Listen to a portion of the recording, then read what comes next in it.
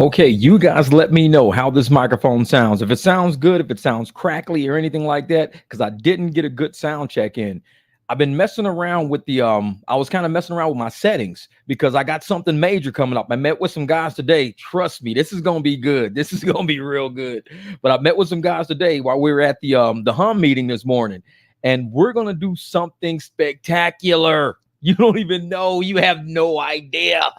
Every driver out there, trust me, if you don't watch the live stream that I got coming up, is 100% dedicated. If you are a driver, I will say this: if you are a driver and you drove during the pandemic, you're going to want to watch the live stream that I got coming up. What up, Triple AZ? What up, Bubba Sue? Mad Nan? What's good? What's good? The 300s in the building.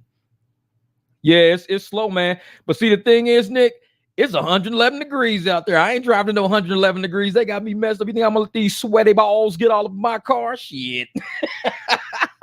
What's up, Mutated? Hey, nice to meet you today, finally. But I ain't letting nobody with no sweaty nuts jump all up in my truck. Forget that. Nah, man. It's got to be under 100. If it ain't under 100, I'm not running my truck. No, I keep these trucks way too clean, man. Forget that. Exactly. They out there thinking they gonna jump up in my truck, non-tipping sweaty balls. What up, Robert? I appreciate you, brother. I appreciate you. But man, we got the live stream coming up. When I met with these people, the live stream we got coming up, man, this is gonna be amazing. Trust me. What up, Merle? Oh, yeah, it's slow in Phoenix, very slow. It's been a slow couple of days, but that's because it's been very hot. We got the actual basketball tournament. First, I want to say happy birthday to my little sister, Stephanie. Today's June the 15th. It's her birthday today. She was born in 76. We grew up together. Man, that girl, she's wild. So hopefully she's out in St. Louis doing her thing. So this is my shout out to you, little sis. I know I didn't text you today or call you today, but you know me. I don't celebrate birthdays. I don't mess with people. People like, you ain't text me for my birthday. I don't mess with nobody. I ain't messing with nobody. Thank you. Happy Father's Day. Yes, it's nuts. But I met with some guys today, and I'm going to tell you right now, if you drove during the pandemic, you are going to want to watch the live stream that I got with these guys coming out. There is no, I might watch it. No, trust me. You're going to want to watch it. Hey, Merle, and hey, my sister's birthday is today, too. There you go. Hey, tell her I said happy birthday. Tell your daughter I said happy birthday. Man. But yeah, it's been garbage out here. Garbage. I mean, I sat the other night, and I met this guy. I think his name was John or something like that. So we're at Quick Trip. We must have talked for I was already at Quick Trip about 30 minutes. So I'm sitting there for about 30 minutes waiting on the ping. Nothing came through. Pulled the car around, wiping the car down. This guy came driving up. Started talking to him. He's an Uber driver. Never saw our channel. Never saw no. So I'm chatting with him. Showed him my channel. He's subscribed and everything. We're sitting there chatting or whatever. We chatted for like an hour. Out of that whole hour, I think I got 2 pings, and they were both garbage. Garbage, man. So I was like, forget that. All good, my man Merle. All good. It's the birthday day today. The birthday. Yeah, what was that for Joseph? I'm over here in New Jersey. It's a wreck over here. No upfront fares. They expect you to drive, having no idea where you're going to or what you're getting paid. Joseph, I got something special for you. I got something very special for you. Trust me. That's why it was taking me so long to get on this live stream, because I was recording something. I'm going to tell y'all know how I am when it comes to law. Y'all know how I am. And I've said it on the live streams before. I took the LSAT. I really wanted to be an attorney so bad. Just because I'm not an attorney don't mean I'm still not, I'm involved in law. I like law. I'm just not a licensed attorney. But I study other attorneys, and I study the moves they make, because the moves they make could become policy one day. So I had to record something on my phone. Really, really good information. I'm going to make a video out of it. Now, when I make a video out of it, man, y'all going to be like, Jeff, I'm sorry. You need to just get off YouTube, man, because they finna shut you down. When I drop my next video, that's why I said one day I'm going to get shadow banned. I already feel it. Because when I used to get kicked off of Facebook for telling the truth, oh, trust me, Facebook couldn't stand me. They couldn't stand me. I would do a post, and I mean, you know how I type. I type in paragraph format. So I'm like, high school paragraph format, double spacing, so many letters and whatever the hell they got going on, pica format.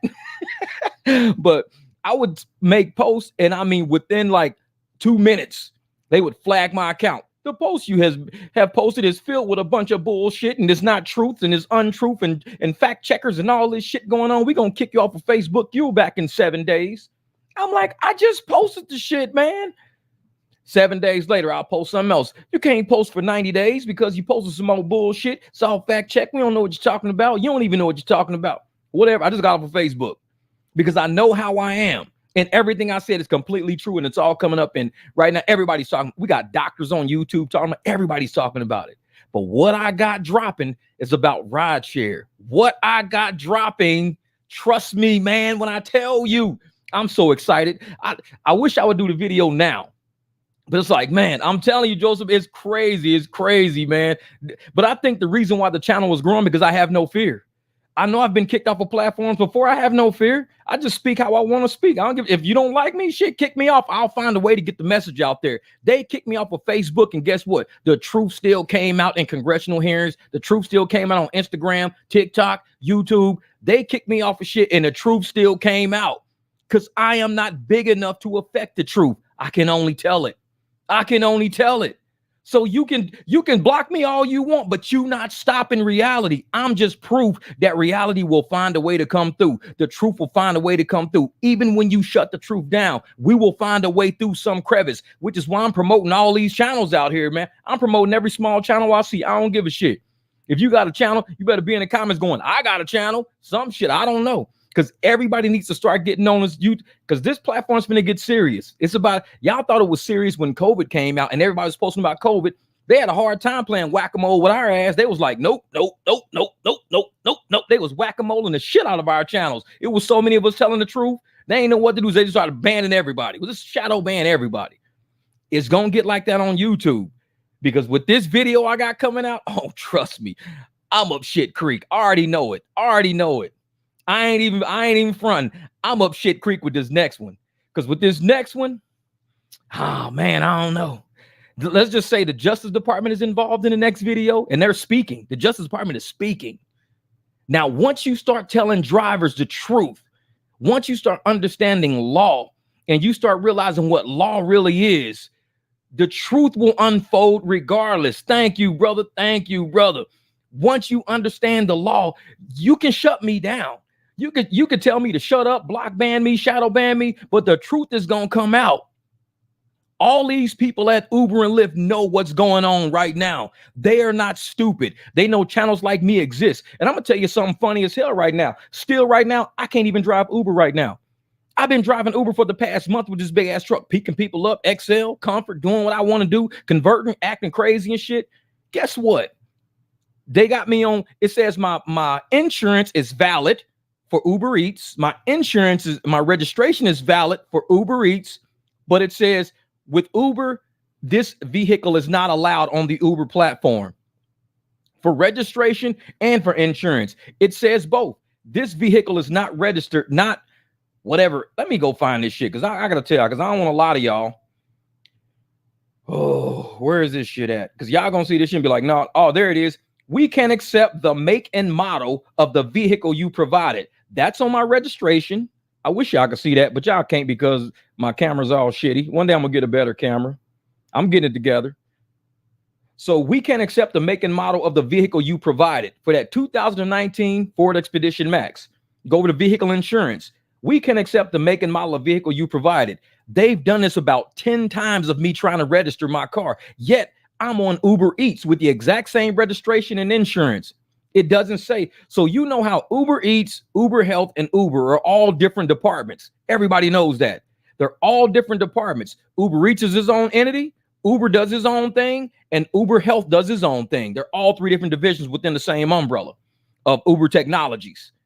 Now, Uber is the rideshare portion. Uber Eats is the delivery portion. Uber Health is the NEMT, the emergency rides, medical shit. This, they won't let me on Uber, the rideshare portion, because they know what I'm doing. They know exactly. And it's funny because my BMW's allowed on there. And I'm going to tell y'all something funny just because now I'm going to wait. I'm going to wait. It's only 9 minutes and we might got some Uber employees and Lyft employees in the room right now. Give me a minute. I'm coming back to that. I'm coming back. Because y'all know I'm going to open a fucking can of worms. The moment these employees disappear, oh, I'm on their ass. I'm going to tell y'all something real funny. Say, what up, Jamil? What's good? What's good, my brother? Oh, I'm on Rumble, too. I'm on Rumble. I think I'm under Uber Jeep AZ on Rumble. But on Rumble, oh, I got some serious shit on Rumble, though. I got some vaccination shit on Rumble. And because I couldn't put it on YouTube because it wasn't time yet. So the stuff I got on Rumble, it is a very hard to listen to video I got on Rumble. I went the fuck off. And this was like over a year and a half ago when I opened my Rumble account and I put what I felt about the whole vaccination shit over a year and a half ago. It's sitting on there right now on my Uber Jeep AZ account. If you go look up vaccination, like vaccine remorse or something like that, oh, trust me, it's a hard to listen to video. I'll listen to it and I get pissed off. And I'm the one who did the video. How the hell am I listening to myself getting pissed off? Because we lived it. We lived it. We lived that COVID shit. We lived being shamed because we didn't want to wear a mask that didn't work. We lived through being shamed that we didn't want to become an experimental guinea pig. We lived through that shit. We lived through being shamed. And I made a video about it that I look at to this day and I just turn that shit off because it pisses me off. Even talking about it, it pisses me off because we tried to help people. We tried to warn people. Why are you trusting the government that's lying straight to your face, laughing at you while they lying? Fauci is up in the stands with no mask on at baseball game, sitting shoulder to shoulder with two of his buddies during the middle of a pandemic, shoulder to shoulder. Nobody got vaccines. They have no mask on, laughing. Ha, ha, ha. We got these idiots wearing masks. They throwing big ass parties everywhere. Ain't nobody wearing a mask, but you telling me I can't have a birthday party for my kid with more than 4 people, but it's whole rooms of you motherfuckers, like 30, 40, 50, 60 people of you elites having parties all over the place, laughing and shit at us. But if we have 4 or 5 people in a backyard with fresh air, blowing trees and shit, we in a backyard, oh, we gonna go to jail. We tried to tell y'all what was going on. Like I said, it was a hard ass video to watch. I'm on Rumble. But I shouldn't even put that video on Rumble, but I did it anyways. I knew it wasn't gonna make it on Facebook. My shit would have been shut down if I'd have put that video on Facebook because I went the fuck off. And y'all know how I get. Because when I get into my man, I went off. Was that Crossroads Courier is good here in Phoenix? All right, bet. I'm gonna have to try that out. But yeah, and we're over on Facebook too. So right now, this is broadcasting on Facebook. I don't know if the Facebook people are watching or not. That's cool if you are, cool if you're not. But y'all know how I get. This is the barbecue. It's 111 degrees outside. I'm not trying to be out there. It's like shit. I'm like, let me just podcast today. See how everybody's doing out there in the real world. But I was talking to Jamil. We was texting back and forth. We got some cool shit to do to our cars too. And once, because I put it in the Discord group last night, not the Discord group, the WhatsApp group. I'm going to put it in the Discord group today, but the people at the event or at the meetup today saw what I did to my truck. And everybody's like, bro, that is some good shit. I never thought of that. I thought of it when I saw that truck in traffic. And I said, this is what I use. This right here, this vinyl, the reason why it's so bright white is because it's highway reflective. This is not really, in my face, it looks gray. Like it's like a gray color. In your face, it's really bright white because that light, it's this highway reflective, like the letters you see on the highway. This shit's now on my truck. I advertise on my truck with highway reflective. Like I said, to you, it looks white. To me, it's gray because that light hits it. Oh, trust me. This shit lights up at night. I put it on my Jeep. I put some on my Beamer. Now I got it on an Expedition. But this right here is going to make us some money. Because I bought that shit. It was pretty expensive, but I said, you know what? I got an idea. I even got red. I got red too. So Jamil want it. That's it, man. I got you, brother. I got you. Was that brother? Uber's messing with you. They know exactly what you're doing. This is shaping up to be a lawsuit. Oh, all Scott, trust me. Hey, you see it, motherfucker. I see you, motherfucker. Hey, you already know what I'm on. You already know. And they keep sending me messages today. They sent me like 4 messages today saying, please update your insurance. Please update your registration. Please update. Nope. I already tried it about 10 times and I fucking screenshot all of it. I even got the conversation. Oh, we're going to escalate this issue to another department. They'll be in contact with you. That was days ago. Nobody ever contacted me. They did it twice. We're going to escalate this situation. They never contacted me. You know why they didn't contact me? Because they told each other, we're going to keep this contractor out of the market. And I trust me when I tell you I got some shit in my phone. That's why I couldn't do the live stream yet. I said, you know what? I need to finish this. I had to let it finish copying because once it finished copying, All Scott, man, I'm already opted out. I got all the screenshots from Uber over the past week of them blocking me out. I got proof that I was driving that truck with the same insurance, same registration. I got proof of it. I got rides that I've done. And so for them to now say my truck is, the vehicle make and model is not allowed on their platform, but yet it's allowing me to do Uber Eats with the same insurance, same registration. It's allowing me to do it, but not rides, because they know what I'm doing. They're blocking contractors from working on their platform. You can't block me from the market. These are all leads out there. People say, well, it's their app. They can put you on their app or not. They can. But when they have a discriminatory, straight discrimination of why they're doing it, they're not allowing me to do that because I refuse to allow price fixing. I refuse to allow them to do illegal business practices with the Sherman Antitrust Act and me just take it. I recorded some Department of Justice shit. Trust me. I got DAs in this phone that I recorded some shit. My next video dropping, trust me on this one. This might be one of my last videos. YouTube, I think Uber's gonna contact YouTube and say, get rid of this motherfucker. He's seeing way too many things. He is too deep in this. Remember Aaron Brockovich, Pelican Brief. Yeah, I remember that shit. That lady went up against Big Oil. Aaron Brockovich went against Big Oil. This little lady, she got kicked out of her law firm. They fired her because she was finding out too much stuff. They tried to kill her. And she took down Big Oil. One lady. I'm not saying I can take down Rideshare. I can't do that.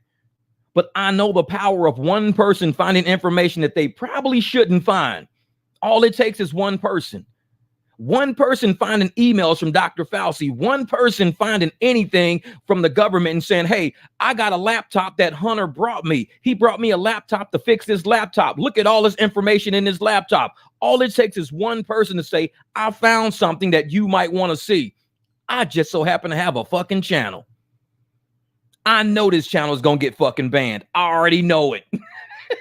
I am that smart to know one day this channel will not exist. Because with what I got, they can't even argue their way out of it. They can't even argue their way out of it. Oh, yeah. They just want telling you what they want you to believe. Exactly. Exactly.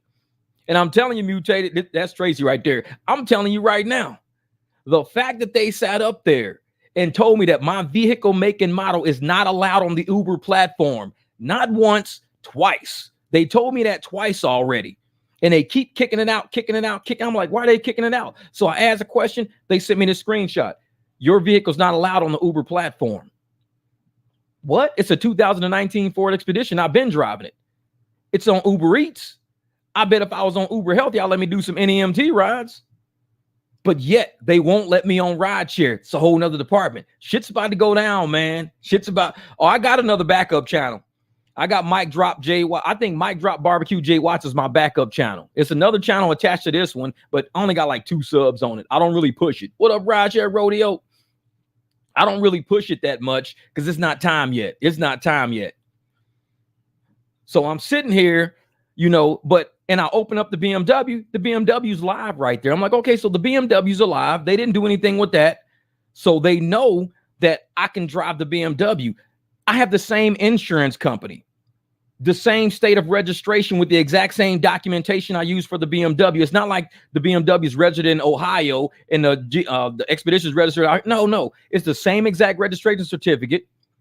And I got the same exact insurance company. And it's got the same policy dates. The dates are exactly the same. So for them not to allow me on there, they think that because I will not put my shit on Uber Black.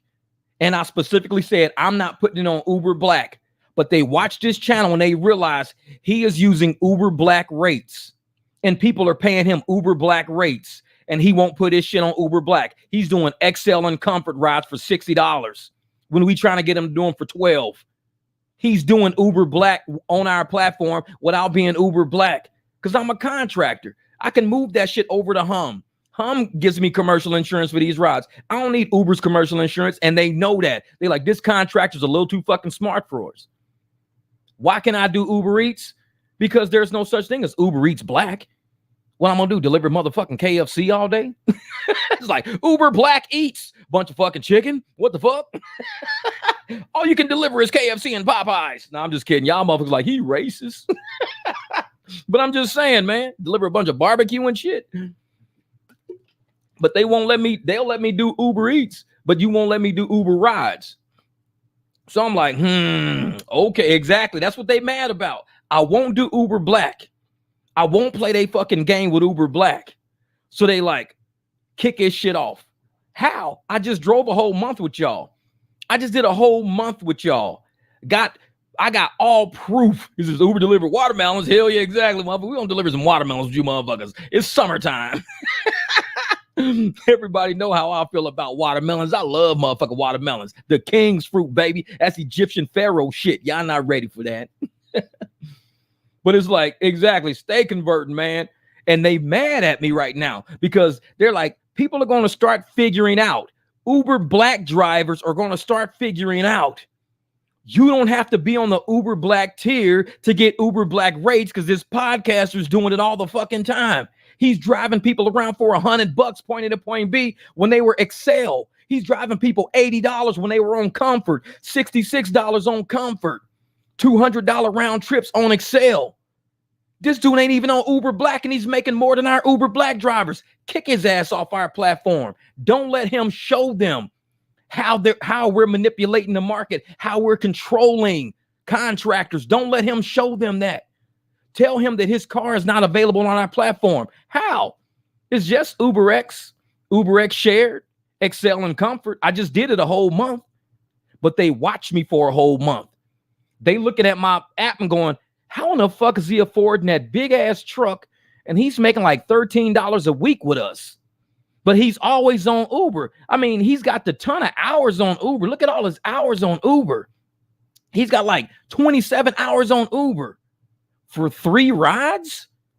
27 hours, 3 rides. But goddamn, his cancellation rate is going through the roof. Look at YouTube. See who that is. See who the fuck that is. Oh, that's that Uber Jeep AZ dude. He just bought a new truck. No wonder his ass is online for 27 hours doing 3 rides. He's been converting all of this shit. Look at his cancels going through the roof. My acceptance rate was like 9%. It's at 19% now. You know why? Because I accept it and I cancel it. So my acceptance rate is going up, but so is my cancellation rate. And they're like, holy shit. I'm like, because you cannot price fix me. You cannot price fix me. You cannot set a price. And I'm telling people like this. If there was we're contractors. If I walk in and I say, hey, listen, I'm going to do this pool for you. As a contractor, I want to do your pool. You're going to say, okay, give me a bid because I want a pool. Give me a bid. All right, bet. Your bid's kind of high. Let me talk to another contractor. Hey, you do pools too? Yeah, do me a bid. Now we're all going to this contractor, ineedapool.com website to find out who needs a pool. Hot leads. These are hot leads. ineedapool.com, just like Uber, hot leads. So we go to find out who needs a ride. We go to find out who needs a pool. I'll do it for $26,000. Oh, I'll do it for $42,000. I'll do it for $19,000. And this is what I use, Pebble Tech. Oh, we can build this. So every contractor has a different price because every contractor does something different. Now, for them to say, all you contractors, no matter what you got, this is the price you have to do my pool for. That's price fixing. Look up that Sherman Antitrust Act. It's price fixing. You can't fix a price on an independent contractor. You can't do that. It's illegal. That's why we got laws. It's illegal. So every pool contractor is going to have a different rate, just like every rideshare driver has a right to have a different rate. You can't fix it and say, hey, everybody with a black truck, this is the price you'll get. Bullshit. If I talk to this guy and he tells me he's cool with 75 and you trying to pay me 45, but you trying to charge him 100 and he says, dude, I'll do it for 75. Deal. And now all of a sudden they see that we can make deals getting Uber Black rates without even driving Uber Black. And we had all these motherfuckers in the comments. You ain't gonna make no money without Uber Black. You ain't gonna make no without. I'm like, dude, I'm making $200 a round trip. How much you make on Uber Black for that? Like 113? Yeah, you made 113 on Uber Black doing Uber Black rates. You made 113. I made 200 with Jeff Watts rates using the Uber Black platform. All I did was just open it up on the Rider app and see what the fuck they was charging. That's all I did. Say, how much are you charging? Okay, I'll charge you guys this much. Uber saw that. And they were like, this dude is way too fucking sharp for us. Nah, he's converting everything. Because if you're going to charge these people at the point of elasticity, that's called gouging. That's illegal. That's illegal. What I got in my phone that I recorded today in my phone, the Justice Department, Merrick Garland, whatever his fucking name is, he was speaking on the microphone. Ooh, he was speaking on the microphone just like me. But what he was saying on the microphone was way more important than the shit I say on the microphone. Because what he was saying, y'all gonna be like, Jeff, that's what Uber's doing. I guarantee if everybody who comments on this video I drop when I make, because I still got to do my ad lib. I just recorded it right now. I already know what the fuck I'm gonna say because I was thinking it as I was watching it. And I was like, why am I just watching this? I need to be recording this. What the fuck am I doing watching this? I need to be recording this. This is the shit we own. I hit record and I already had my live stream shit set up. So I started recording. I said, I'll get on the live stream when this is done. So I was like, man, when it was done recording, I could even tell you what it was about. But I guarantee everybody who watches this video, I'm going to drop, the first thing you're going to say is, dude, that's what Uber's doing. That's what Lyft's doing. Why is the Justice Department not going after them? Trust me when I tell you the Justice Department is in this video. And guess who works at Uber? His name is Tony West. I'm not going to tell you who he is. The Justice Department is investigating these motherfuckers for something. Not Uber and Lyft. They're investigating somebody else for something. But when I tell you what they're doing, you're going to say, Jeff, that is what Uber and Lyft's doing. Well, why ain't they investigating Uber and Lyft? There's a guy that works at Uber. His name is Tony West. I'm not going to tell you who he is, though. That's why they're not investigating Uber. Trust me, this channel ain't going to make it that fucking far. 10,000 might be as far as we go. Yeah, this is as good as it might fucking get. Because when I drop this fucking video, oh, it's worse than the airport. This is real shit. My favorite Nipsey Hussle song, probably I would say New Money. I like New Money. It's a bop. That's what kids be saying, man. It's a bop, that New Money. Or Victory Lap. I like Victory Lap.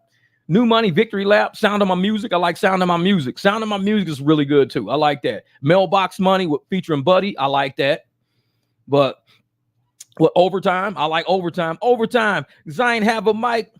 I was in that Chevy playing Savage Life. Overtime, I like that. Double Up. Oh yeah, Double Up. Oh man. Double Up makes me sad. That makes me sad. Because I think that's the one that's got Lauren London in it. That video makes me sad. That is a sad song. I love that song, but man, I wish he was still alive. Because watching that video, shit don't set right with me, man. They were in love. They were in love, man. And that's real shit. And watching that video, it's hard, man. Because it's real shit. It's watching that lady at the pinnacle of her career. She's at the pinnacle of her life when it comes to love. She's at the pinnacle, the apex of the amount of love she has for somebody. They making music and videos and shit together like that. And this motherfucker, he's dead now. You can't watch that video, man. It's a hard video to watch because it's what happens. What happens when shit like that happens in your life. It's what happens. And it's like, I'm watching these videos and I see the chemistry between them, even making movies, making music, doing I'm like, man, it's rough watching that shit, man. Oh, hey, you know, hit the like, hit the love button. Hey, that's what I'm saying. And guess what? You know how many cases are going to be thrown out? You know how many cases? Oh, Bighorn Kev, the first member on the channel. You're right. You were. He was the first member on the barbecue. That's it. That's it. And man, I'm at all side. I'm gonna tell you right now, man, that what's going on right now in our government, everybody's seeing it right now. People overseas are talking about it now. They're like, you guys hearing what they're doing to President Trump? They're saying it overseas on videos. They're like, they're trying to assassinate him. They're trying to take away his Secret Service detail. They're trying to, put him in jail. They're doing the same thing that they do in third world countries. Do you see what they're doing to that president over in America? They say that shit all the time on videos. People aren't stupid. Even the Democrats are, well, we don't want him in office. That's not your case, though. It's not what you want. It's what the people want. The people of this country are the electors. This is what they do. They elect who they want for president. It's not up to you, the people in power, to say, we don't want him in president, so we're going to keep him from being in president. That is election interference. You are interfering with who we want to elect. It's election interference right in people's fucking face. Just like when we said all that COVID shit was going on, y'all, they gaming us, man. They playing us, man. No, they're not. This is great. It's amazing. I'm getting my shot tomorrow. Dude, they playing us, man. They playing us. Election interference. This is when you interfere with an election. People say, I want to vote. Okay, go vote. If you win, you win. You don't, you don't. But when you know you don't have a fucking shot at it, what do? We need to alter this election. First, how are we going to alter it? Well, they altered the original election by first lying to the American people.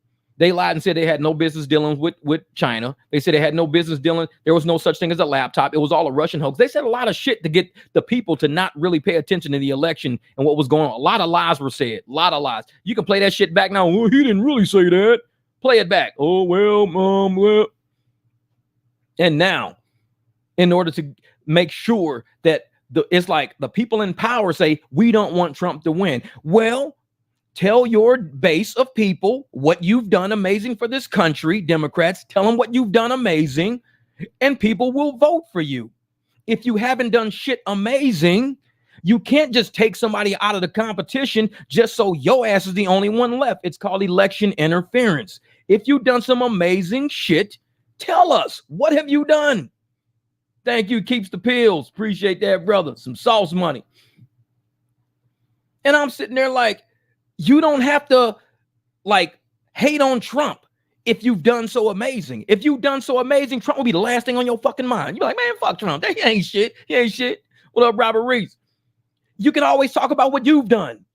You don't got to keep worrying about what Trump's done if Trump ain't done shit. If you ain't worried about Trump and Trump ain't done shit to his country, he's the last thing you got to worry about. You ain't got to worry about him. But they're worried about him because they know they ain't done shit. They ain't done enough to make this country vote for them. So they say, well, we're going to take a whole piece of the equation out. That way we're the only thing left. Election interference 101. Everybody's calling that shit out.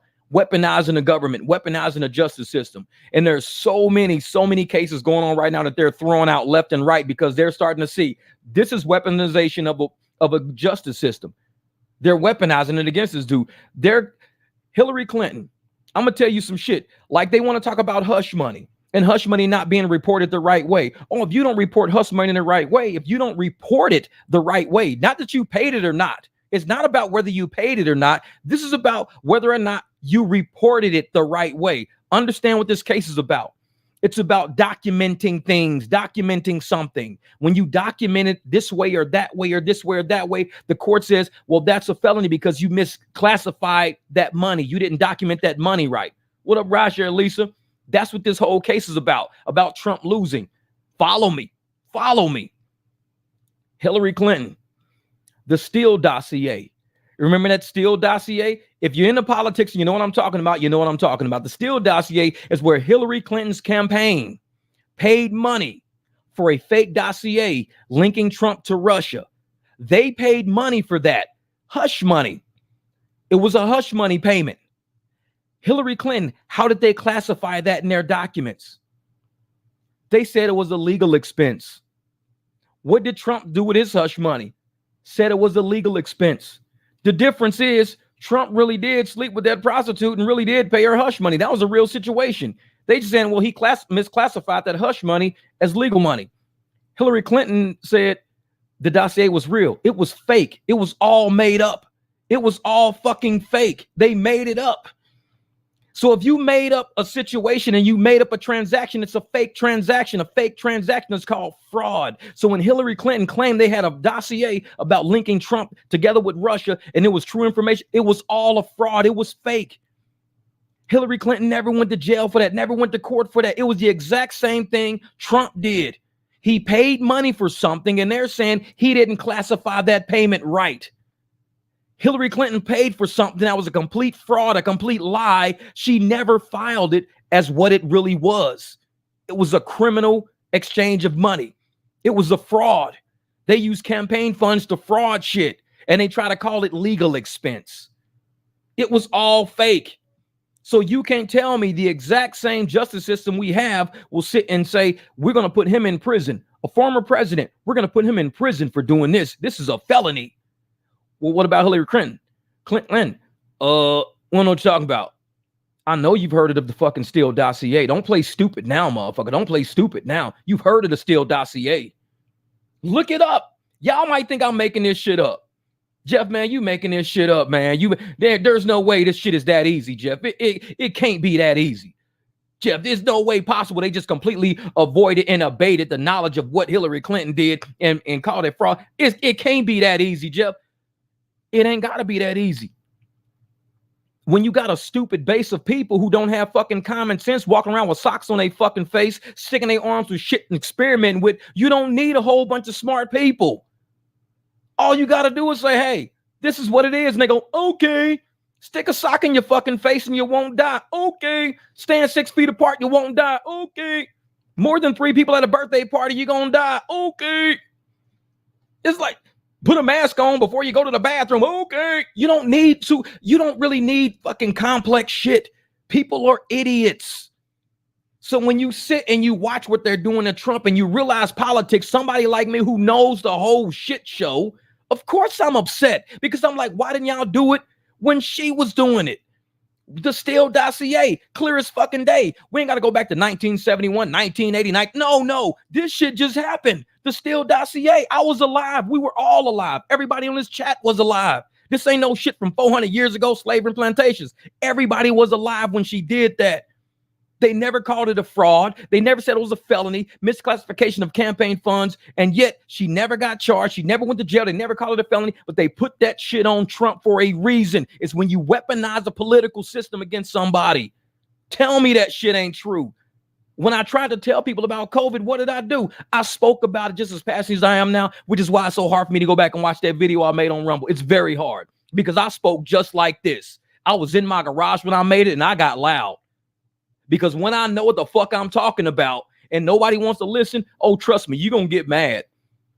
And I tried to tell people, this COVID shit's a joke, y'all. Stop it. Jeff, you don't know what you're talking about. You're not an expert. You're not a scientist. I got common sense, something you apparently wasn't fucking born with. I was born smart, apparently. If it takes me to be called an expert on shit that I already just basically know because I'm just alive and well, I'm not even an expert. I'm just naturally fucking above what experts are supposed to be at. So how did I know shit that the experts claim they didn't know? Am I that fucking smart? No, it's common sense. We have a bunch of idiots out here, man. So many idiots. So many. Oh, and that's the thing. Trump's going to get elected. They're doing everything in their power. And when you have people in political office right now, you got DAs, you got judges, you got presidents, you got senators, you got and they tell you to your face, to a fucking microphone, we are going to fuck up the election and he will not be elected because we do not want him to be. It's not about what you want. It's the people. It's what they want. Fuck you. Nobody knows you. It's not about what you want. You want to sit up and say, well, we don't want him to be the next president. Who the fuck asked you? You need to ask the people. Hey, people, who do y'all want to be the next president? Trump? Because we tired of being broke. That's all. I want Democrats to win. I want Republicans to win. Democrats don't want Democrats to win. Democrats don't want Republicans. Democrats want to expand hate, control, and power. That's all they want to fucking do. We're not stupid. We see it. Why inject all your people with fucking poison and bring in a ton of fucking immigrants, giving all of them free shit, and we got Americans that need it right here? You can common sense. It's not a lot of smart motherfuckers out there, man. People that can't see it, I'm sorry. Is it FY? This is a shadow ban channel. Exactly. Real shit, man. Oh, all's got, there's a lot of people out there, man. There was like newscasters coming out saying, I was totally fine before this happened. But I'm going to tell you something good, all Scott. I'm going to tell you something good. If you look up phase 3 trials, like I said, people don't realize how well versed I am in just dumb shit. I'm like a Jeopardy fucking champion, and I ain't never been on Jeopardy. I probably get on there and fucking have nothing. But if you look up phase 3 trials, in every phase 3 trial, you have placebos, so you can have the control group and you got the study group. You have to have placebos involved. If everybody was injected with it, you wouldn't be able to tell what worked and what didn't work. So you got to have placebo. We were in a phase 3 trial back in 2020. That was phase 3, the human trials. They only tried it on like a handful of rats. You don't try some on a handful of rats and then give it to fucking people right after that. No. So we were the phase 3 trials. If you look up phase 3 trial placebos, it explains how placebos are used in phase 3. So scientists Excuse me, no. And that's why they had batches. Everybody had batches, and you had to take the exact shot in the exact batch that you were scheduled for because you were part of the experiment. If they say, Jeff, you got to come in at Tuesday at 1 o'clock, 2 p.m., you got to be at your appointment. Okay, because they're tracking that appointment religiously. That is part of the control group. Some people got placebos, which is just saline. Some people got the actual vaccine, and they sat back and said, okay, now let's see what's going to happen. It's an experiment. 100% of the shots that went out were not mRNA vaccines. 100% of them weren't. I'm 100% guaranteed of that. 100% of these shots were not. We saw people getting shots. They weren't shit but saline. We saw people getting shots. It was probably like fucking sugar shots. Who the fuck knows? But 100% of the shots that went out were not mRNA vaccines. They weren't. They could have been some of anything. You don't know because we never tested it. But we saw afterwards people with the stinging arms, the people having, dying on their couches 3 days later, the people 2 weeks later, coming up with weird ailments and shit. And they kept blowing it off, blowing it off, blowing it off. And now we sit and we watch what's all going on in Congress and everything else. And people go, oh shit, so they knew? So they knew all these people was going to catch cancer, myocarditis and all, pericarditis. They knew this shit. Yeah, they knew this shit was going to happen. So they knew about the calamari in people's veins when they died, and they was just pulling out all the blood clots, just fucking feet, not even inches, feet of blood clots, where the body started attacking and fighting the mRNA because the body said, we don't know what this foreign chemical is. The body started fighting to the point where it began replicating itself within the body. It never stayed in your deltoid muscle. When you get a shot, normally it has to stay in your deltoid. This shit went through your entire body. It was people like, I could feel the shit in my legs. I could feel it down my arm. I feel something in my chest. That wasn't a fucking vaccine. Come on, man. Come on. Don't play me like I'm a fool. We've been doing this shit since we was kids. We done had vaccines since we was kids. We grow the fuck up in this kind of shit. No, this shit wasn't. People taking it, passing out. You can't go nowhere. You got to sit in the parking lot for 15 minutes after your shot to make sure you're okay. Since when was that shit happening? We would take a shot and walk out the clinic and get on a bus. It's like, since when we got to sit in our car for, well, we don't want you to faint, pass out, and wreck your car. Since when was that happening? With just a simple vaccine.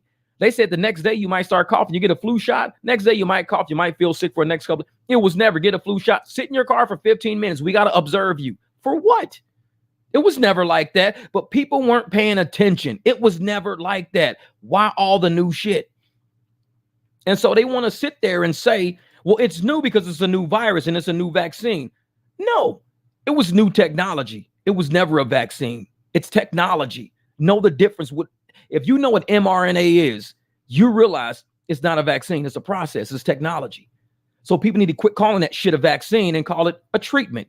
They use it to treat COVID symptoms, thinking that this treatment was going to prevent you from getting any fucking disease out there. And it was going to call it a universal flu vaccine. That's what they was going to call it. I mean, if you don't fucking believe me, the information is out there, probably not blocked or shadow banned now. It's probably just free for anybody to talk about. But yet, when I was talking about it, I was getting banned and blocked. I couldn't say 2 words about the shit. My whole Facebook account gets shut down. I log in and see a blue screen with a motherfucking thumb like, sup, Jeff? Like, motherfucker, can I log in? Sup, Jeff? It's like, oh, so I guess I can't log in. Sup, Jeff? Like, no, whatever. Exactly. It's like, bro, the game is when you're broke and want a Republican in office, you can start business and less regulation and less taxes. When you're wealthy and the rich, you want a Democrat to control the slaves. Well, see, and this is the thing. When you're broke, you want a Republican in the office, you can start a business, less regulations, less taxes. And when you're wealthy and rich, you want a Democrat to control the slaves. Well, that's kind of backwards. That's kind of backwards because Republicans are about opportunity. They're not about controlling people.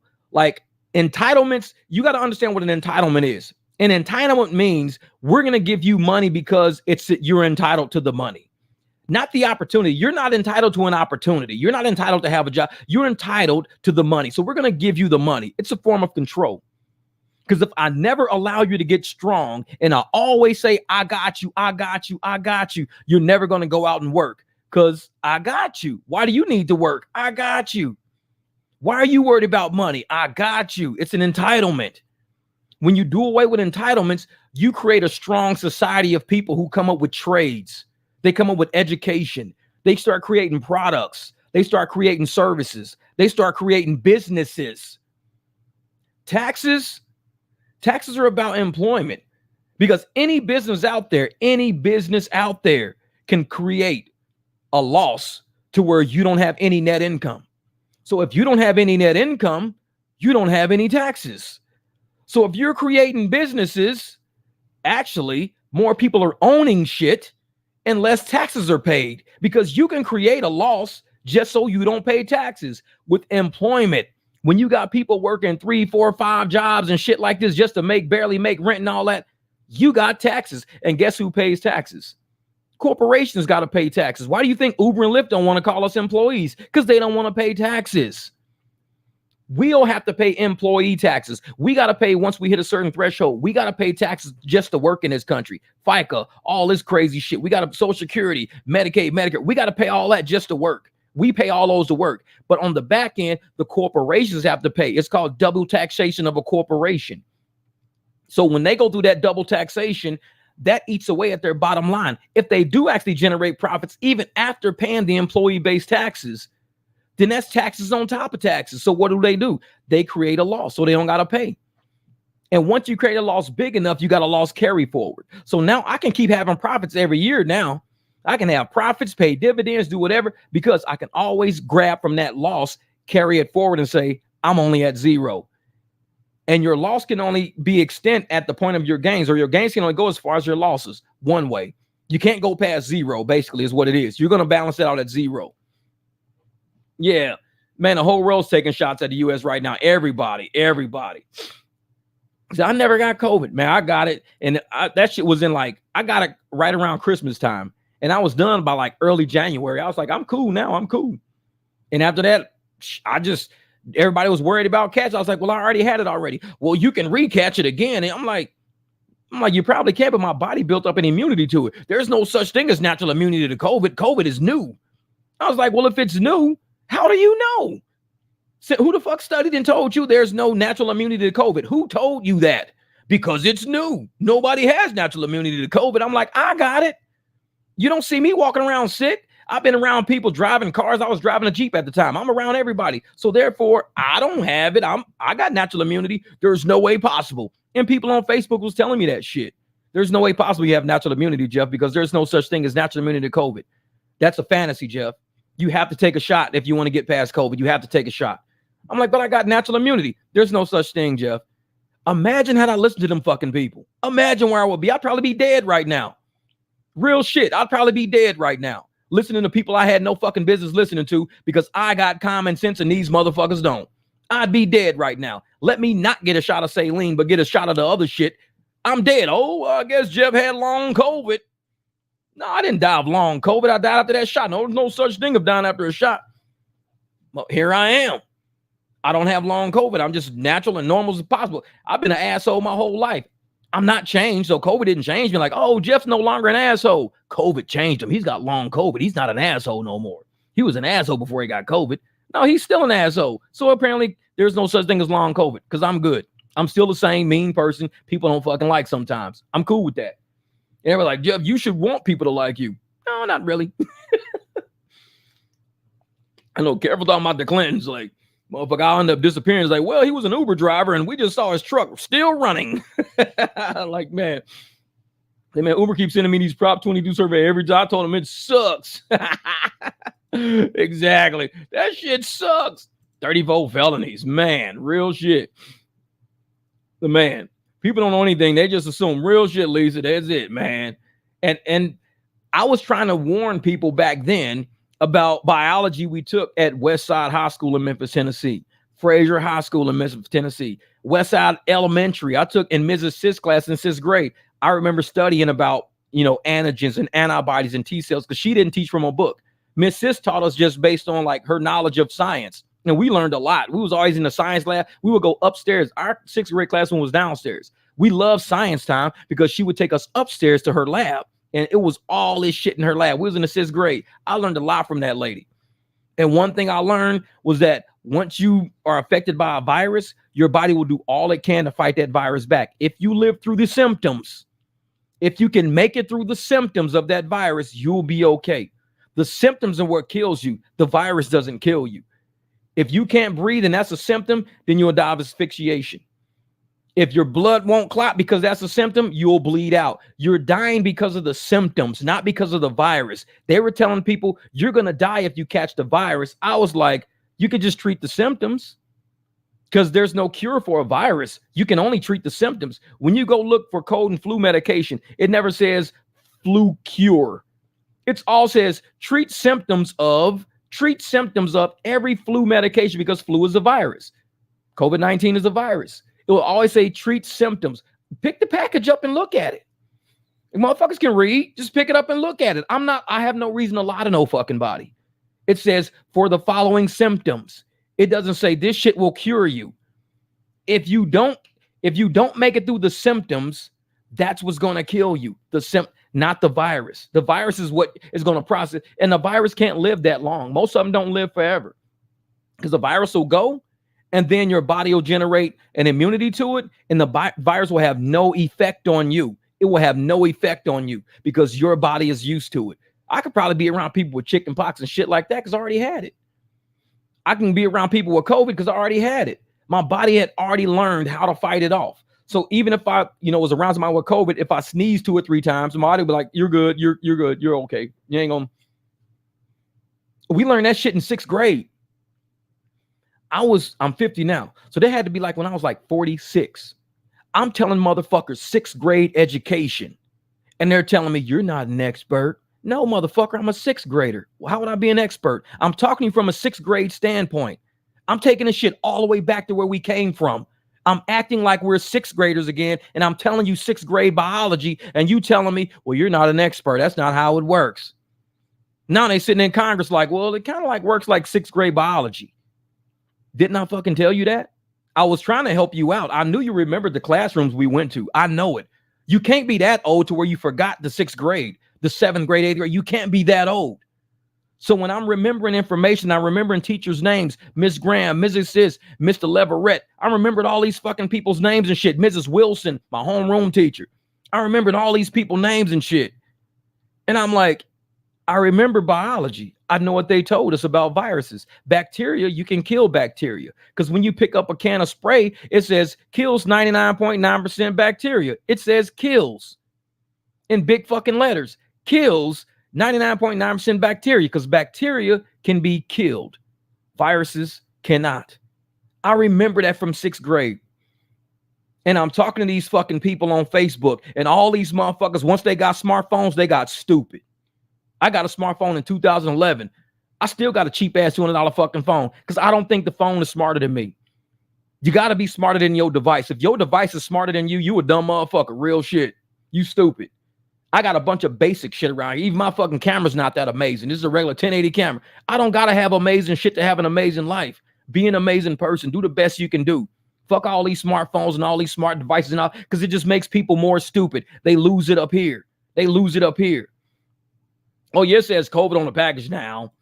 Kills COVID virus. Yeah, whatever. You can't kill COVID. You can't kill a virus with a fucking spray.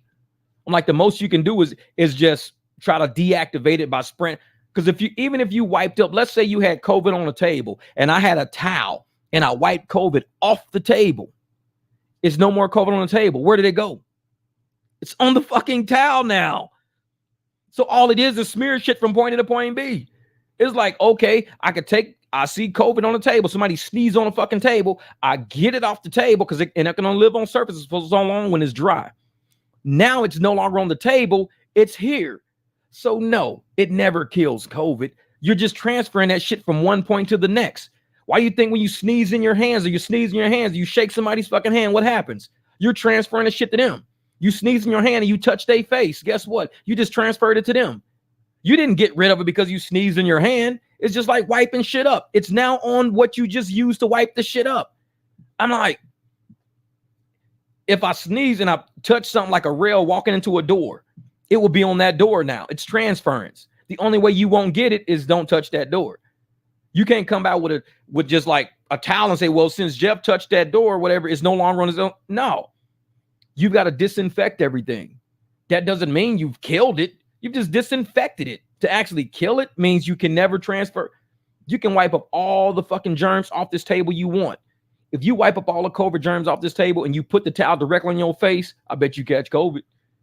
But you say, but I killed it because I wiped it off the table. No, you just put it on the towels and you stuck the towel in your fucking face. That's all you did. Now you got COVID now. You just transferred it. Oh, yeah. People don't know. They do what they are told. It's almost like people don't think for themselves anymore. And Rideshare, Lisa, I used to walk around wearing a shirt that says think. That's all it said. It had a light bulb at the top of it. Think. Because people would probably look at it like, what does he mean, think? That right there. That right. What you just fucking said. If you got to ask, what does he mean, think? Like, think about what? Exactly, motherfucker. Your brain is hollow. That's what I'm talking about. So I wear these shirts to walk around to get people to start realizing, use your brain a little bit.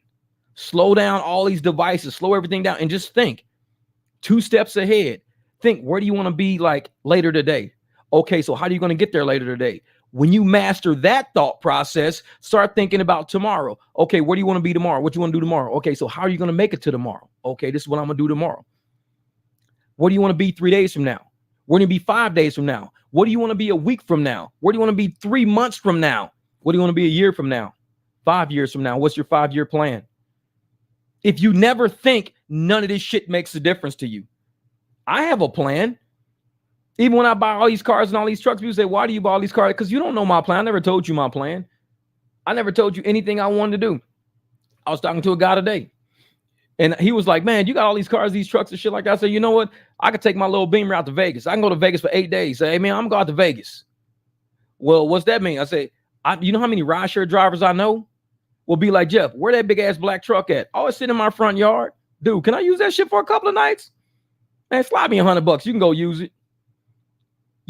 All these cars anybody knows if I'm out of town, you want to go up to a black platform, you want to convert fucking rides on Hum, you want to do some shit like that, hit me on the fucking phone. Jeff, where you at? I'm in Vegas. Where your truck at? It's in front of my house. Hey, can I use that shit to convert some rides tonight? Slang me $100, man. Take that motherfucker all week. Bet. Make sure it's got gas in that motherfucker though. All right. Like, this is for my crew. The fuck would I leave? For one, I'm not renting to nobody I don't know. That's for sure.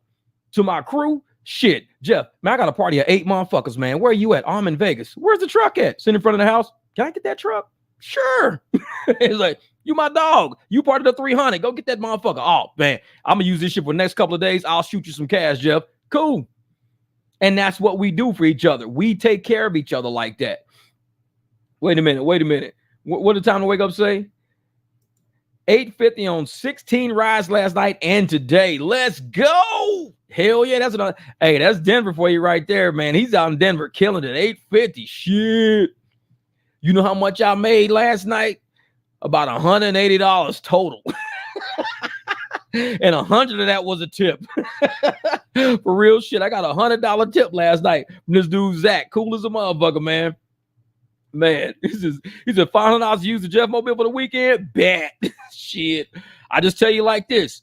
If you use my truck and I give you the keys to this motherfucker and you use it, you better do this motherfucker some justice.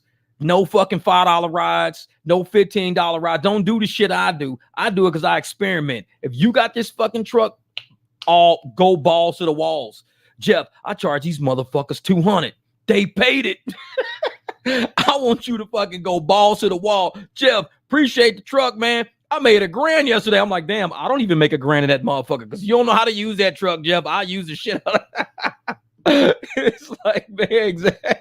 It's like, man, I'm too far away to pick up your truck. I know she'd be like, oh, shit, go use it. Lisa be like, hey, I want to borrow that truck for the weekend. Like, shit, guaranteed. Because what good would it make? If my ass is out of town anyways and I'm doing something, and I know, hey, man, we're converting. We don't on Uber and Lyft all the fucking time. We on Hum. We doing other shit. We converting. Man, can I get that truck? Put the motherfucker on full when you drop it back off. I need it on full.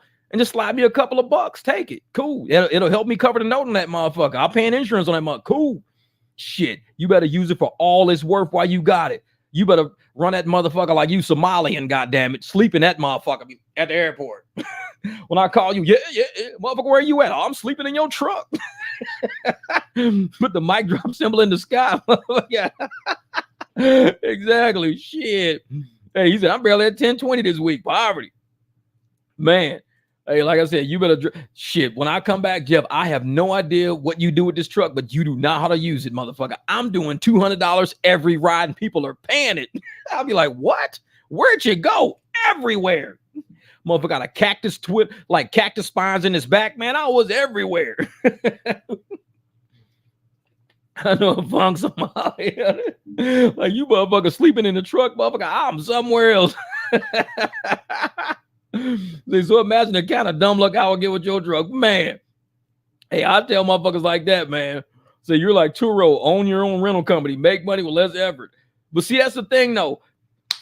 In my Jeep group on Facebook, the JKU Arizona Jeep group, this is why I don't loan my shit out to random people I don't know. And I don't fuck with everybody. Somebody put their Jeep on Turo. Nice Jeep, 35s on it, clean ass Jeep. It was like a turquoise Jeep. You know these motherfuckers put that Jeep on Turo, and on Turo it specifically says you cannot off-road a vehicle. Once you off-road a vehicle on Turo, they automatically cancel the policy. Like if you take it off-road, you're not covered. These people took this Jeep off-road. They Turo'd a Jeep. The people took it off-road, busted something under the fucking Jeep. All electrical shit, fucked it all up. This is on my Facebook group. I should grab it because everybody's still commenting on it. And when they had to go get it. First, it took 8 hours. The people that rented it gave them coordinates of where the Jeep was located. Because in the desert, you got to know what trails you're on. There's no roads, it's trails. So they gave them the coordinates of where the Jeep was. Took them 8 hours to find the Jeep. I'm gonna go get this fucking post off of Facebook and tell y'all it took 8 hours for this guy to find his Jeep. Found his Jeep in the desert, tow trucked it out of there because it wasn't running. They fucked it up. Tow trucked it out of there. Even when he got it back to his house, took weeks to find out what the issues was. They went through everything, all electrical, replacing everything in his Jeep, all because he Turo it. And they finally got it up and running. Him and his lady Chelsea that runs the group, Chelsea helped them out. So they all fixed the Jeep, but it took weeks. And they're still fighting, I think, with Turo to at least get some form of compensation and reimbursement for all the shit that happened. But everybody's like, why would you put a Jeep that nice on Turo? Because when people come to Arizona, they want to have that, AZ experience. I'm like, I would never in a million years put none of my shit on Turo. Fuck that money, because that's the kind of shit that would happen. I have a manual Jeep that's supercharged. They'll be like, let me teach you how to drive a manual. I just Turo'd a manual Jeep. I'll teach you. Next thing I'll be like, where's my Jeep? Although I burnt the clutch out over on Broadway. It's in the middle of the fucking street. Like, what? Yeah, I was teaching somebody how to drive a manual. How you gonna Turo somebody's shit and break it? And so that's why I'm like, I don't trust humanity enough. I really don't. Because I put a lot of time. I work on my own shit.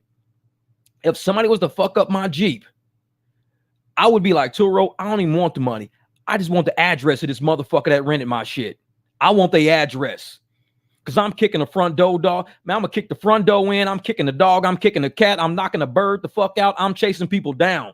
They going to give me my fucking money. I'm like, you know how much money and time and effort I spent on that Jeep? I'm fucking everything in his house up.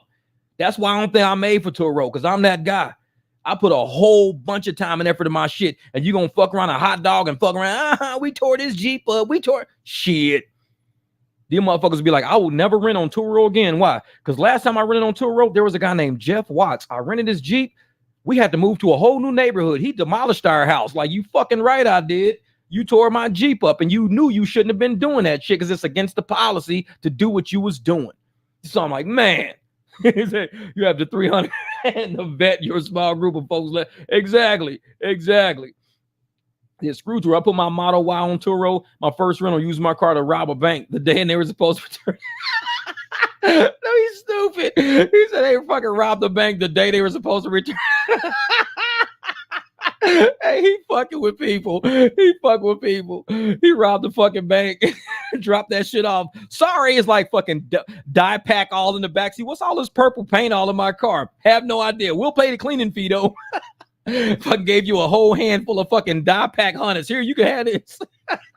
That's funny shit. He said, I swear to God.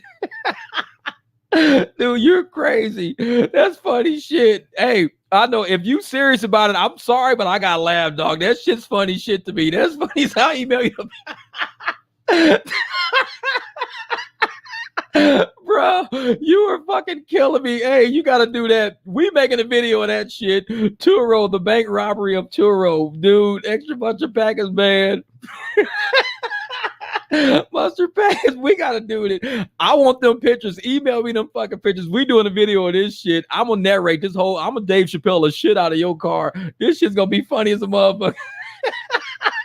He said it was funny as shit when these motherfuckers, they Turo this car and said, well, we're going to rob a bank and then we're going to take that shit back.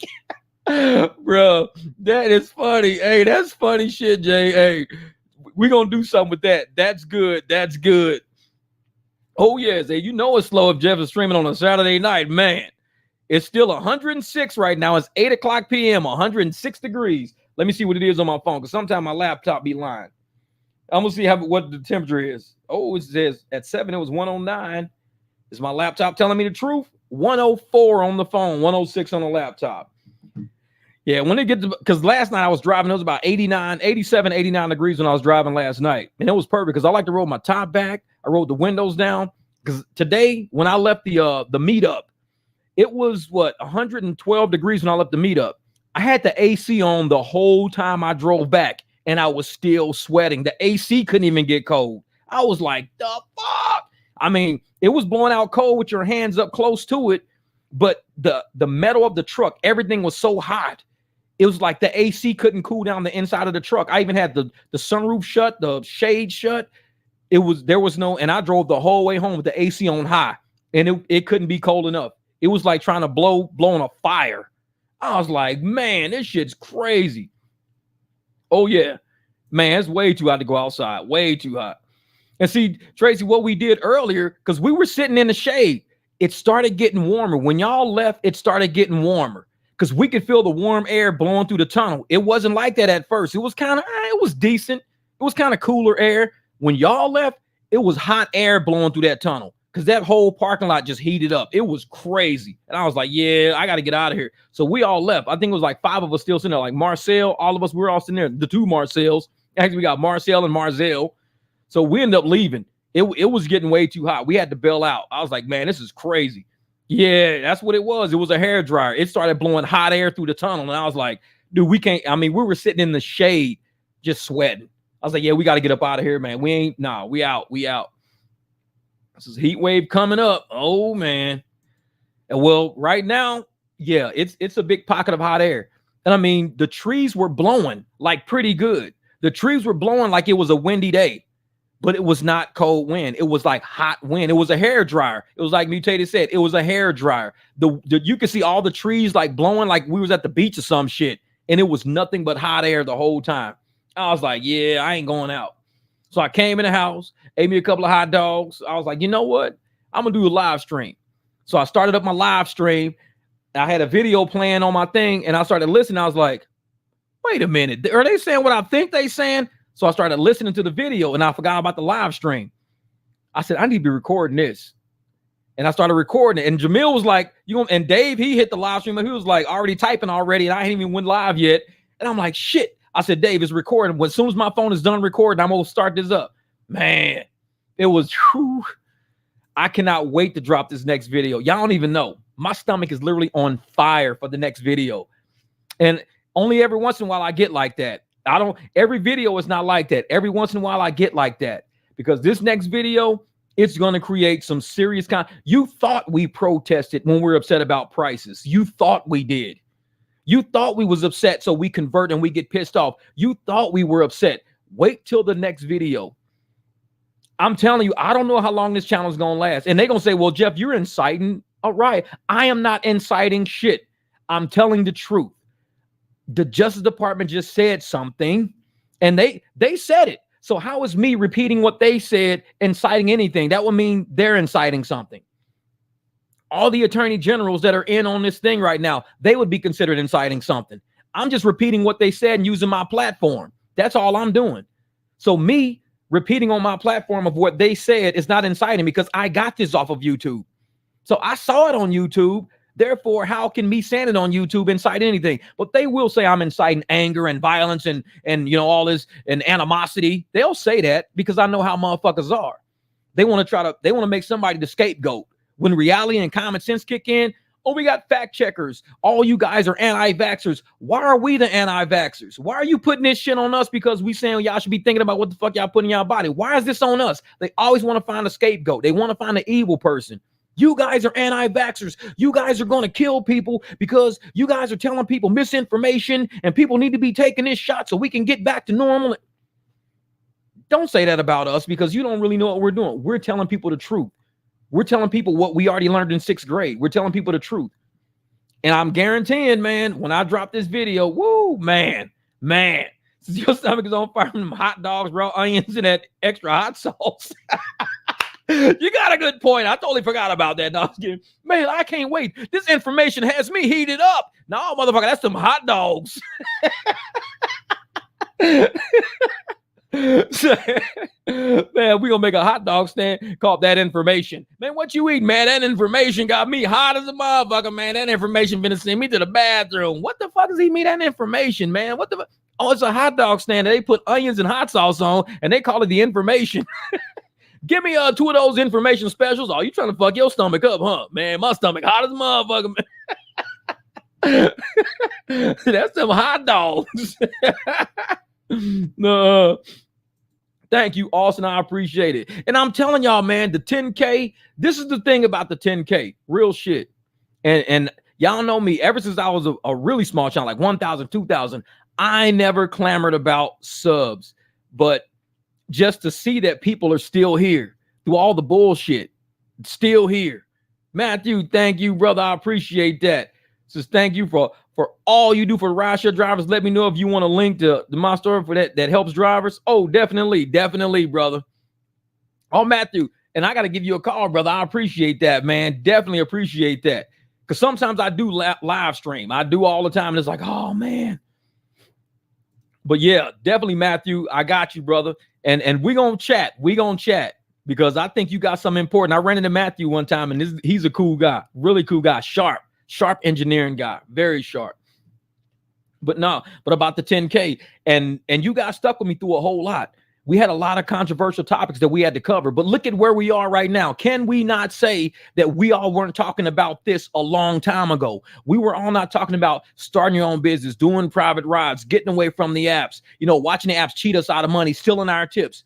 Everything now, billionaires are coming out saying, oh, the apps are stealing our tips. How long have we been saying that? Fighting for your money, fighting for respect, antitrust law. Have we not been saying this the whole time? And just to see that number, 10,000, and I'm like, you know how long we've been here? That number to me is almost like, it says like almost become Keeps the pills crack me up. Man, I just read that shit, man. He said the barbecue's almost becoming church, homie. Because last live stream I talked about Rhonda Burgett saying, Jeff, you're gonna be a preacher one day. That shit's funny as hell. That shit cracked me up. It hit me, man. It hit me. He said church is tax-free. That's right. Let's call this Jesus Christ at a barbecue. We Jesus Christ at a barbecue church. Yeah, sub the channel back October 23rd. Best decision of 23. Man, thank you. Thank you.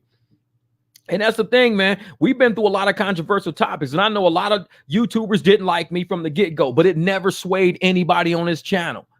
People was, Jeff, you need to stop cuss. You need to stop doing this. You need to stop doing that. You need to have a more balanced channel. You always negative. You always this and always that. Where are we to this day? War is negative. When these apps brought us war, when they sat up there and said, we're going to create profits by taking away driver incentives and by paying drivers less. Did we start that? Did we make Dara say that? No, that's been his plan the whole time. And because we've been on the front edge of knowing what they has been doing, we've been stacking up. We've been ramping up, profits. We've been trying to go out and get private clients. We've been doing what we can do because we knew what the war was about. It's always been a war on drivers, man. Church share. Rideshare mega church. I'm going to have Joel Osteen on live stream tomorrow. Glory be to God. That's Pastor Drain right there. Glory be to God. Man. But it's real shit though, man. Thank you, Lisa. I appreciate that. But it's real because I knew at some point, if everybody kept going with the narrative that these apps were selling, that they were throwing at the media, We'd never make it to this point. These apps are backpedaling. When you look and you see, oh, we're leaving Minnesota, what they do, backpedal, because we said leave then, leave. They knew what we was talking about. Leave, try us, just leave Minnesota. Because if you leave Minnesota and Minnesota makes it, you just showed everybody what we can do. And this is why I say, let them leave Arizona. Let them deactivate me. Right now, I can't even drive on Uber right now, but watch some shit that I do. Watch something that I do. Uber's going to be like, please, Jeff, send us your documents so we can update you. No, you already didn't let me in like about fucking 5-6 times. I don't know how many times I tried to upload them docs. You ain't letting me in. But now that I know what's going on, now you're like, well, if you send them again, we'll let you in. No, too late because I know now. And now you motherfuckers going to be like, he just showed everybody exactly what to do if you get deactivated. He just showed everybody what to do if you get deactivated. And the funny thing is that Jeff Flow Dollar, like Crap Flow Dollar. The funny thing is, I'm not even going to have to do anything in a court of law. It's something I'm going to do in real life, like real life. And when people see there's a way you can survive without using that fucking app, oh, that's what they don't want you to see. Because if you know how to survive without something, just like if you know how to survive without a COVID shot, you're showing everybody you don't need it. That's why they wanted everybody to, oh, you can survive without 6 feet separation. You can survive without wearing a mask. You can survive without, they sell a narrative. And when you don't buy into the narrative and you still survive, that is the worst thing that can happen for them. The best thing that can happen to you is to not follow that narrative and to come out ahead of the game. And that's what I think these apps are scared of, because they knew if they left Minneapolis would have survived. They've been surviving. Rideshare's only been there for a few years. NEMT, all the smaller NEMT companies would have made a comeback. All the taxi companies would have made a comeback. Everybody got cell phones now, way more cell phones now than back when they first started. So everything would have been moving faster. Everybody would have got in quicker. The reason why they don't want us to survive off the apps, why they keep feeding us these little scraps, trying to keep us straggling along on the apps, is because they know without drivers, they ain't shit. And any driver that figures out the system and wakes everybody up to let them know we're independent contractors, y'all. We don't got, these are hot leads. These are just generated hot leads. This is like you going to a website, buildmeapool.com, and you find out who all need a pool being built, and you put in your bid as a contractor. Same shit on Uber and Lyft. These people are putting in, hey, I want a ride. Uber fucks up by saying, we'll sell you a ride for $80. That's where Uber fucked up. Selling rides for too expensive. My video will show you why. Fucking Merrick Garland, the DA, came through. So when they said these rides are $80, people are like, man, these rides used to be like $60. These rides used to be $55, $60. How'd they get up to 80? Merrick Garland said, and all of a sudden these rides are $30 extra. Nobody's tipping us. $30 extra on the ride, but drivers are getting paid less. In Nevada, what happened at the Beyonce concert when they said you guys can't be charging surge prices during a state of emergency, and Uber was still charging? What happened? The state went after Uber. The same shit I'm talking about right now happened in Nevada. Once again, Nevada don't fucking play, because you know why? Casinos run Nevada. Uber don't run Nevada. Uber is not the biggest industry in Nevada. Nevada has done well without Uber. They've done amazing with taxis. They've done amazing with private rides, everything else like that. So, oh yeah, I had to drop that name. And so Nevada knows right off the bat, we don't give a fuck about these little Uber ass people. You over here using our people up.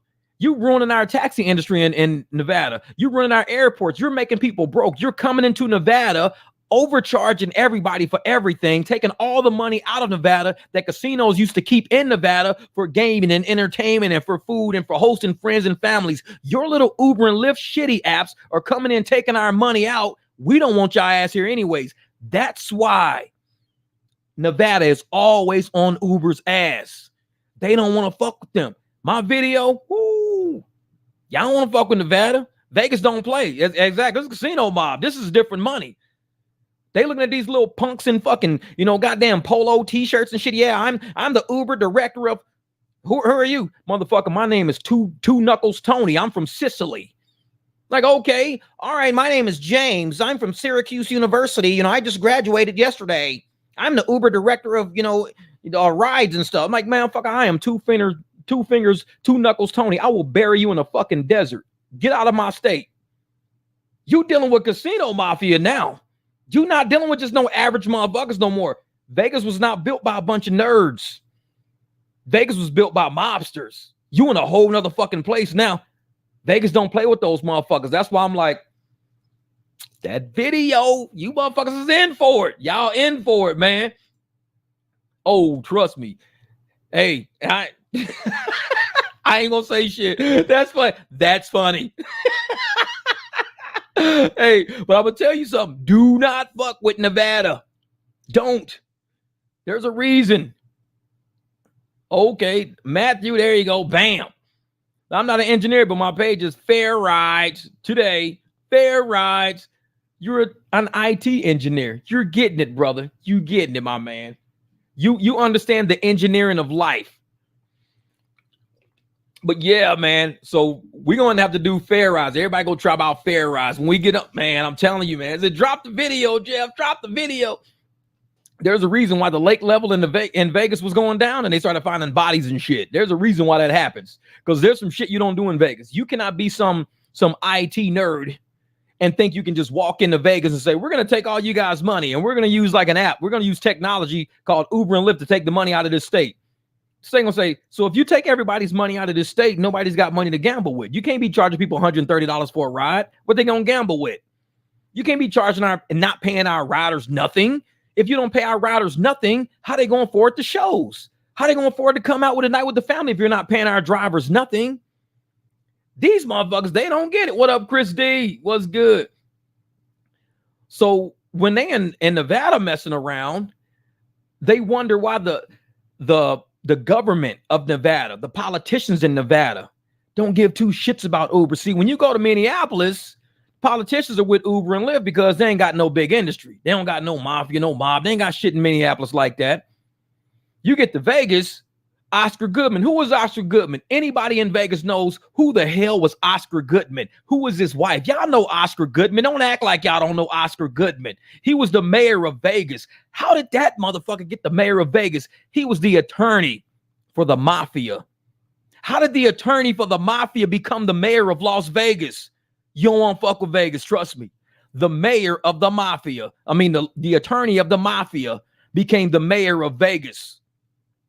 This is not for Uber. Vegas is not for Uber. They in the wrong fucking game. They in the wrong game. You don't want to be there. So when you start looking and when the state starts saying, hey, man, these little tech apps, these little nerdy motherfuckers is over here stealing all of our money out of our state. They draining our economy. Massachusetts even said it. Y'all draining our economy. Y'all not fixing our roads. You're not fixing our schools. You ain't paying taxes on our streets and trees and light poles and shit. You're just taking all the money of our economy. Vegas is like, for real? That's what y'all gonna do. Y'all just gonna do that. Like you motherfuckers, you little pencil nose motherfuckers running around with y'all little suits on. I'm a graduate from Syracuse, cum laude motherfucker, IT engineering. You ever been like me? I don't know how to swim. Works out perfect for us then, huh? Keep fucking around with Vegas if you want to. It's like, man, it's like Floyd Mayweather's the mayor of Vegas. Joe Pesci was doing his thing in Vegas. I'm telling you, man, that's one reason why I miss Vegas. But see, I was at Vegas before corporate really took over. Let's just say I was at the tail end when corporate started taking over. Before that was fun. It was fun. Vegas was nuts. And I was there when it was nuts. I had free shit. I was renting two houses at the same time. My son's mom, she had one of my houses. I let her live in one of my houses, and I rented another house across town. I was renting two houses at the same time. I was paying like $2,600 a month in rent. And I wasn't even, like, that shit wasn't nothing to me. I had a Cadillac, convertible Cadillac in one garage, and I had my Mercedes in the other garage, and I was driving both of my trucks and motorcycles between garages all the time. Everybody's like, what side of town do you live on? I live on both sides of town. I just happen to have two houses, and I was renting both of them. Vegas was that good back then, where you could live on two sides of town. If I didn't want to go home, I just stay. And both houses was fully furnished, big screen TVs, fucking everything was in both of them. So you didn't have to go to a home if you didn't feel like it. If you're on that side of town partying, that's the house you end up at. Clothes all in the fucking, I had toothbrushes, everything. It was like I lived in both fucking houses. No big deal. But things started changing. And when shit started changing, I was like, you know what? It's probably my time to get up out of here. Let's be smart about this. Let's get up out of here. It's like, shit, I got up out of there. Oh, my son's mom, she was loving it. She was like, because she was, when I met her, she had this apartment. She was like, hey, I'm going to leave my townhouse. And when I leave the townhouse, where do I have to go? What up, Rideshare Lisa? Get out of here, lady. Get out of here, lady. So I was like, well, just go take the other house on Doubleday. And we used to call that the house on Doubleday. And Doubleday is right behind where the Raiders now play. The Raiders play in like Doubleday's backyard. My son's bedroom is where the Raiders play now. Well, the house is still there, but if you look out his window, you'll see nothing but the Raiders Stadium now. That used to not be there. It used to be all desert, all the way to the strip. From that, my back wall, all the way down Russell Road, all the way past Industrial was nothing but desert. Now, all that's industrial shit. So that's the house she took. We call it on Doubleday. She took the house on Doubleday. So I was like, man, oh man, I fucking yeah. And we had all his pictures all over Facebook because when we was painting this room and we was doing his bedding and was doing the flooring and the carpets, she was shopping like crazy for shit. And we redid the whole house just for this kid. And I had the other house across town. And I was like, cool, that's cool. And now if he was still there, he'd be looking at the Raider Stadium out of his bedroom window. That's how crazy it would be right now. That was a long time ago, though, long time ago. But Vegas was good. Vegas was good. They were paying everybody like nice. Pandemic hit, or the first real estate recession hit, and shit just went haywire. Because Vegas was gaming. That was it. We didn't have shit. We had gaming. And when you got gaming and you got everybody running it, like I said, it was all done. Vegas was built by mobsters. It was an oasis. It was fucking perfect without corporate. Vegas was perfect without corporate. I will be the first to say that. It was I don't know. I worked for Vic Salerno. I worked for a whole bunch of guys, Italian guys, and it was fucking perfect. Everybody was eating good food. We were shopping at grocery stores. We had fucking multiple cars. We always paying child support on time. Everything was fucking amazing back then. Soon as corporate came in, I said, I got to get the fuck up out of here, man. I can't do this shit no more.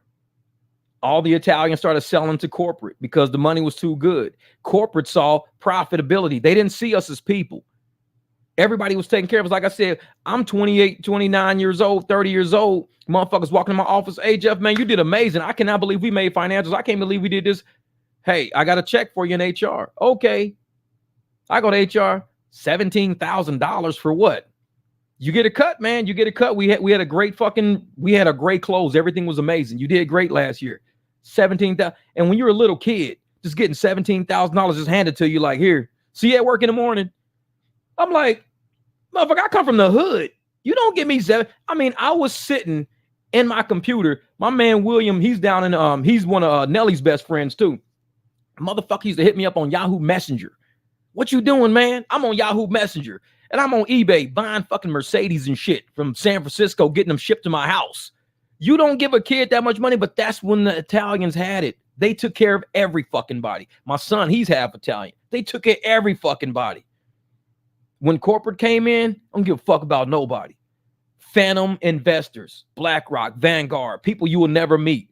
They don't care about you. BlackRock don't care about you. Vanguard don't care about you. None of these people care about you. But when the Italians ran Vegas, everybody cared about you because they want you to walk in smiling. If you wasn't smiling, they want to know why. Are we not treating you right? What the fuck? You not happy? What's wrong with you?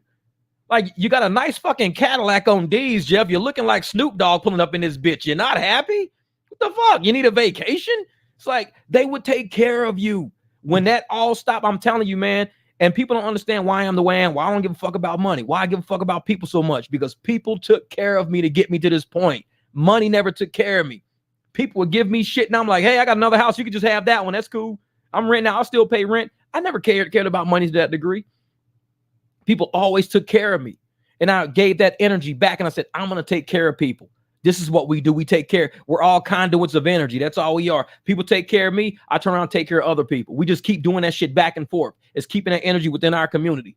And it was a good feeling. But when corporate came in, I got the fuck up out of Vegas. People was like, dude, why you leave Vegas, man? You was doing amazing. Why you leave Vegas? Bruh, nah. Y'all don't know the back end, man. We're accountants. We're the ones sitting in the boardroom. We're there with the FBI. We're talking about, things that are going to have to change. And that's why the FBI was in meetings all the time, because they want to make sure that the Italians that are there or the people that are there running the casinos are on the up and up. There's no money laundering going on. They got accountants like me there. We're all good. Everything's all good. I mean, the financials are here. The numbers are here. We looking through the black book. We know who's in and who's not in our casinos, who's gambling with us, who's giving us money. We knew everything. Everything was cool. All of a sudden, it's just time to go, man. It's like, this place sucks. Corporate came in. And they're like, well, we're not going to do that no more. I'm like, why not? I mean, it's always been done. That's what makes Vegas Vegas. Why not? Well, they got to get a player's card. Now we got to track money now. We need to know who they are, what they're doing. It was data mining. They started data mining. We can't just give you a fucking hamburger no more. You have to have a player's card to get a hamburger now, because they need your name, your address, who you are, track how much you played, track how much you paid, track how much we paid you. I'm like, he just wants a fucking hamburger. Usually we say, hey, go downstairs and get a hamburger. We call downstairs. Hey, Sarah. Hey, I'm sending these 2 guys down there. Just want a hamburger. Okay. Thanks, Jeff. No problem. It was phone calls back in the day. Hey, I got my guys coming to the door. One's got a red suit on. One's got a black suit on. So let them in. Okay. Now it's like everything's fucking, we need your credit card, your this card, your that card, your health card, your motherfucking. I'm like, Vegas it went crazy, man. It went crazy. Was that got my private rides in? I made 300 of them good. Oh, yeah. Man, and I was like, you know what? After that happened and I saw what Vegas was turning into, I look at corporate America now. I've seen what they've done to people. They're firing all these people in, all these people off, doing all this crazy shit. I'm like, this was already going to happen because of investors. People want their money back. They give investments and they got promises to do all this crazy shit with all this money, not just in America, but all over the world, And they want their money back. How are they going to get it? Drivers. They call us earners for a reason. They used to call us driver. Remember when they used to call us driving partners? Now they call us earners. There's a reason why they had to change the verbiage of everything. They changed the verbiage of it all. They don't even call us independent contractors. They call us earners. They don't call us workers. They call us earners. They had to change all the verbiage because there was an agenda that they set in motion that we got to pay all these people back. We didn't need the money. As drivers, we didn't need the money. We were doing fine with how the money was going. The greed started happening when they said, we're going to give Dare $100 million bonus. We're going to give this guy a $50 million bonus. We're giving this guy a $15 million bonus. Well, where's all that money coming from? We're the ones who are doing all the fucking driving. So it's exactly, we're working for investors now. And young boy, I'm going to tell you like this, young boy, because you know how the fucking game work. You listen to Young Dolph. You know how independent artists work. You know how shit really is in a rap industry. You know, when you take them advances, you got to pay that shit back. You don't take an advance from a record label and say, oh, thanks for the $2 million. You pay us back $2 million plus interest, though. Like, what? Yeah, you got to do fucking 12 albums for us over the next fucking 6 years. Now, if you would have did that on your own as an independent artist, you wouldn't have to do 12 albums just to make $2 million. You would have did probably 2 albums like Young Dolph, made you millions. You'd have done like Nipsey, made you millions. But when you got investors, that ain't nothing but getting a record advance. That's all that shit is. And when Uber and Lyft took that record advance, that's all. Exactly. It's nothing but a bank loan. That's all investments are. There they got to pay all these loans off with interest. They're going to miss interest payments. And when you miss interest payments and defaulting on loans and defaulting on bank notes, these are notes. A note is a long-term payable. It's more than a year. Now, an account payable is something you pay within 365 days. A note payable is 367 days or more of a debt. You got to hit the 367 days. Now it's a note payable. But anything 366 days or less, that's an account payable. They had all these loans, these note payables. I used to do the amortization schedules. So when you're doing amortization schedules, knowing how much you got to pay in interest and then know how much is hidden principal, how much is in interest. This is all corporate level shit. So when you start getting investments and you start getting these people in these corporations saying, hey, look at all this money we got. It's like a rapper going, damn, I got $2 million. Guess what I'm going to do with this $2 million? I'm buying me a Rolls Royce, buying me a house in LA. Listen to all the shit that I'm buying. Listen to it. I'm buying me a Rolls Royce. I'm buying me a house in LA. I'm giving me some gold chains. I'm about to get me a watch. I'm about to buy all my friends a house. Not at one point did I ever say I was putting that money into an investment. I spent it all. I spent it. Uber and Lyft spent a lot of fucking money. They spent a lot. They didn't invest shit. They spent a lot of money. Now that they got to pay that money back, they desperate. They're overcharging riders. They're underpaying drivers. They're desperate. They overspent. And now that they need to get that money back to pay these people off, where they at? Belliano, my man Logan, what's good? And now they got to sit up there and give all this. They're like, well, how are we going to pay this money back? This is a lot of money we owe. Oh, well, this is what we do. We start bringing in immigrants. We start paying people who don't even know how much a dollar is worth. Because in their country, it's worth a lot. So as long as we giving these people $1,000 a week to send back to Venezuela, $1,000 a week to send down to Peru, $1,000 a week to send over to Brazil, we can take $3,000 a week from them. Because you know me as a driver, when we work, if I'm working 40 hours, I'm making 2 G's. I'm making about $50 an hour. Y'all seen my stats. I make about $50 an hour when I was driving base platforms and shit like that. $50, $60 all the time. All the time. Now I'm running about 100, but I was making $50 an hour. So if I'm working 80 hours, that's $4,000 in 1 week I'll make. Me at $50 an hour, working 80 hours is $4,000 a week. Do you really think these apps are going to give me $50 an hour for 80 hours straight? That's why I tell people, the longer you work, the less you're going to fucking make. Because we got people right now working 80 hours, making $2 grand. That's half. So you're working twice as long and getting paid half of what you used to make. You working 80 hours instead of getting 4,000, you working 80 and you're getting 2,000 now. So what do? What if we can get somebody to work 80 and pay them 1,000? That's where the immigrants come in. What if we can get them to work 80, pay them 11, 12, 1,300? That's where the immigrants come in, and they're happy with it. Because for me, I'm like, if I'm working 80, I need 4 G's. You got to pay me, man. I need 4 G's. I just work 80 hours. I'm at $50 an hour. Now we're looking to probably pay you around $15 an hour. They ain't even want to pay $15 an hour. Because at $15 an hour, if they say I'm going to pay you $15 an hour and you work 80 hours, that's $1,200 a week. That's it. So you're like, okay, I work 15 hours. I work 80 hours, $15. What is that? No, that's like $900, something like that. So you had $900 a week. And the immigrants are happy with that. They're like, dude, I'll do $900 a week. That's way more than what I get overseas. Why do you think they're getting rid of us? They got all this shit they got to pay back. Lawsuits they got to pay back. Settlements they got to pay back. Notes payable, loans. They got all this shit because they spent all this money. They didn't invest it. Just like the rapper that said, I'm going to go buy me a Rolls Royce. I'm going to give me a mansion. I'm going to buy me some chains. I'm going to give me some watches. I'm going to buy me some shoes. I'm going to buy all my boys a house. You spent it. So if you would have invested it right and treated people right with that money, you'd have money coming back.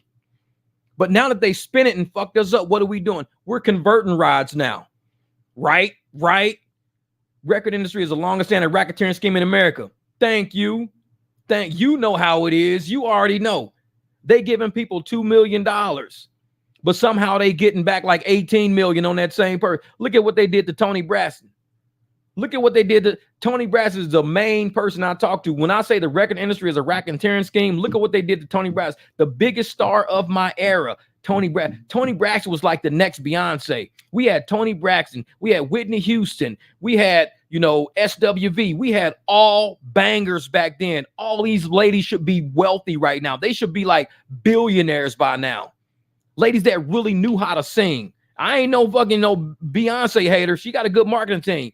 But you can't tell me Tony Braxton didn't have every dude out there like, are you serious? This lady sound like that? Damn. Sade, Tony Braxton, SWV. Man, we had all bangers back then. But the record industry did that lady dirty. They did her dirty. They played her like she was an immigrant. They was giving her like 10 cents a record or 10 cents when she should have been getting like 30 cents. She should have been getting like 35. They was giving her a third or a fourth of what she should have been getting. And I'm looking now at how everybody is in Rideshare. And We should right now, we should be making way more than what we're making. We're the Tony Braxtons of fucking rideshare right now. We should be making way more than what we making. We got some drivers who are smart as hell, great customer service, clean ass cars, knowing they routes, knowing how to get around traffic, in and out of traffic, and we pay less than what we've ever been paid. We are the Tony Braxtons of fucking rideshare, all of us right now. And I'm sitting around like, you know what? It's time to convert. It's time to convert. We got to turn into young Dolphs in this motherfucker. We got to go independent. We got to turn into young Dolphs. Fuck that. We ain't going to be Tony Braxton for that long. We're going to turn into young Dolphs. We're going to go out and we're going to do this shit independently. We're going to teach each other how to build an empire. We're going to teach each other how to go out and make money so you can take care of your family. Keeps the pills. I appreciate you. I appreciate you. And this is what we doing right now. And this is why the apps hate us, because we won't keep being Tony Braxton forever. We starting to wake up and realize we worth more than 10 cents a record. We should be getting 30, 40 cents a record, but they spent all our money. They spent all of our money. You got $7 billion to buy stocks back. How do you got $7 billion to buy stocks back with, but yet we getting half to go to Tucson? Used to be $90 to go to Tucson. They're paying people $60 to go to Tucson right now, $68. That's almost $12 less to go to Tucson. And that's only at the $80 rate, $12 less. And it's 109 miles, $67, $68 to go 109 miles in one direction. This is Uber, unbreak my heart. Unbreak my Tony Braxton shit. And I'm sitting there like, man, I love it. Converted 3 out of 3 attempts yesterday. There we go. Young Dolph, baby. 100 shots. Oh, shit. That's a young Dolph right there. I love it, Jonah. Shit. And I'm telling you, man, for them to sit there and have that $7 billion to go back and buy stock back, but they looking at us. We getting paid less, working more hours right now. We have no driver incentives. I had like a $3 surge on my phone on Lyft. I'm like, $3 surge? Man, I remember I used to do like $15 surges, $20 surges. I be having $3 surges on my phone. I'm like, motherfucker, I might have just convert the next ride. Because if I convert the next ride, I can even tell a person $5 more, and I'm making more than your ragged ass surge. So if I tell somebody, hey man, how much you been? If I roll up and say, okay, I'm getting $12 for this ride because I got a $3 surge, I can tell this motherfucker, I tell you what, I'm gonna do this ride for 17. Oh, cool. All I gotta do is add $5 to it. I just make my own surge up. It's like, I ain't gotta wait on your little funky ass pink surge to pop up on the screen. I see what you paying me, and I can just add some money to it. I'm gonna add $5. Anybody can do that. But yeah, the 30, 40, we can't do that. It's hard for us to add 30 or 40 to a ride. That's especially a small ride. That's a little short banger or something like that. We can't add 30 or 40 to that. 30, 40, you could probably use it for an airport ride, take you like 60 miles somewhere. But now you throwing me $3 and you giving people quests that's $1. If you give me a quest for $1, you don't think I can convert a ride for $1 more than what you paying me? Why would I do this ride for $1 challenge coming up at the end of the week? Jeff, if you do 70 rides, we'll give you $70. I'm like, how about I do 2 rides, just add $35 each one? Shit, I'm done.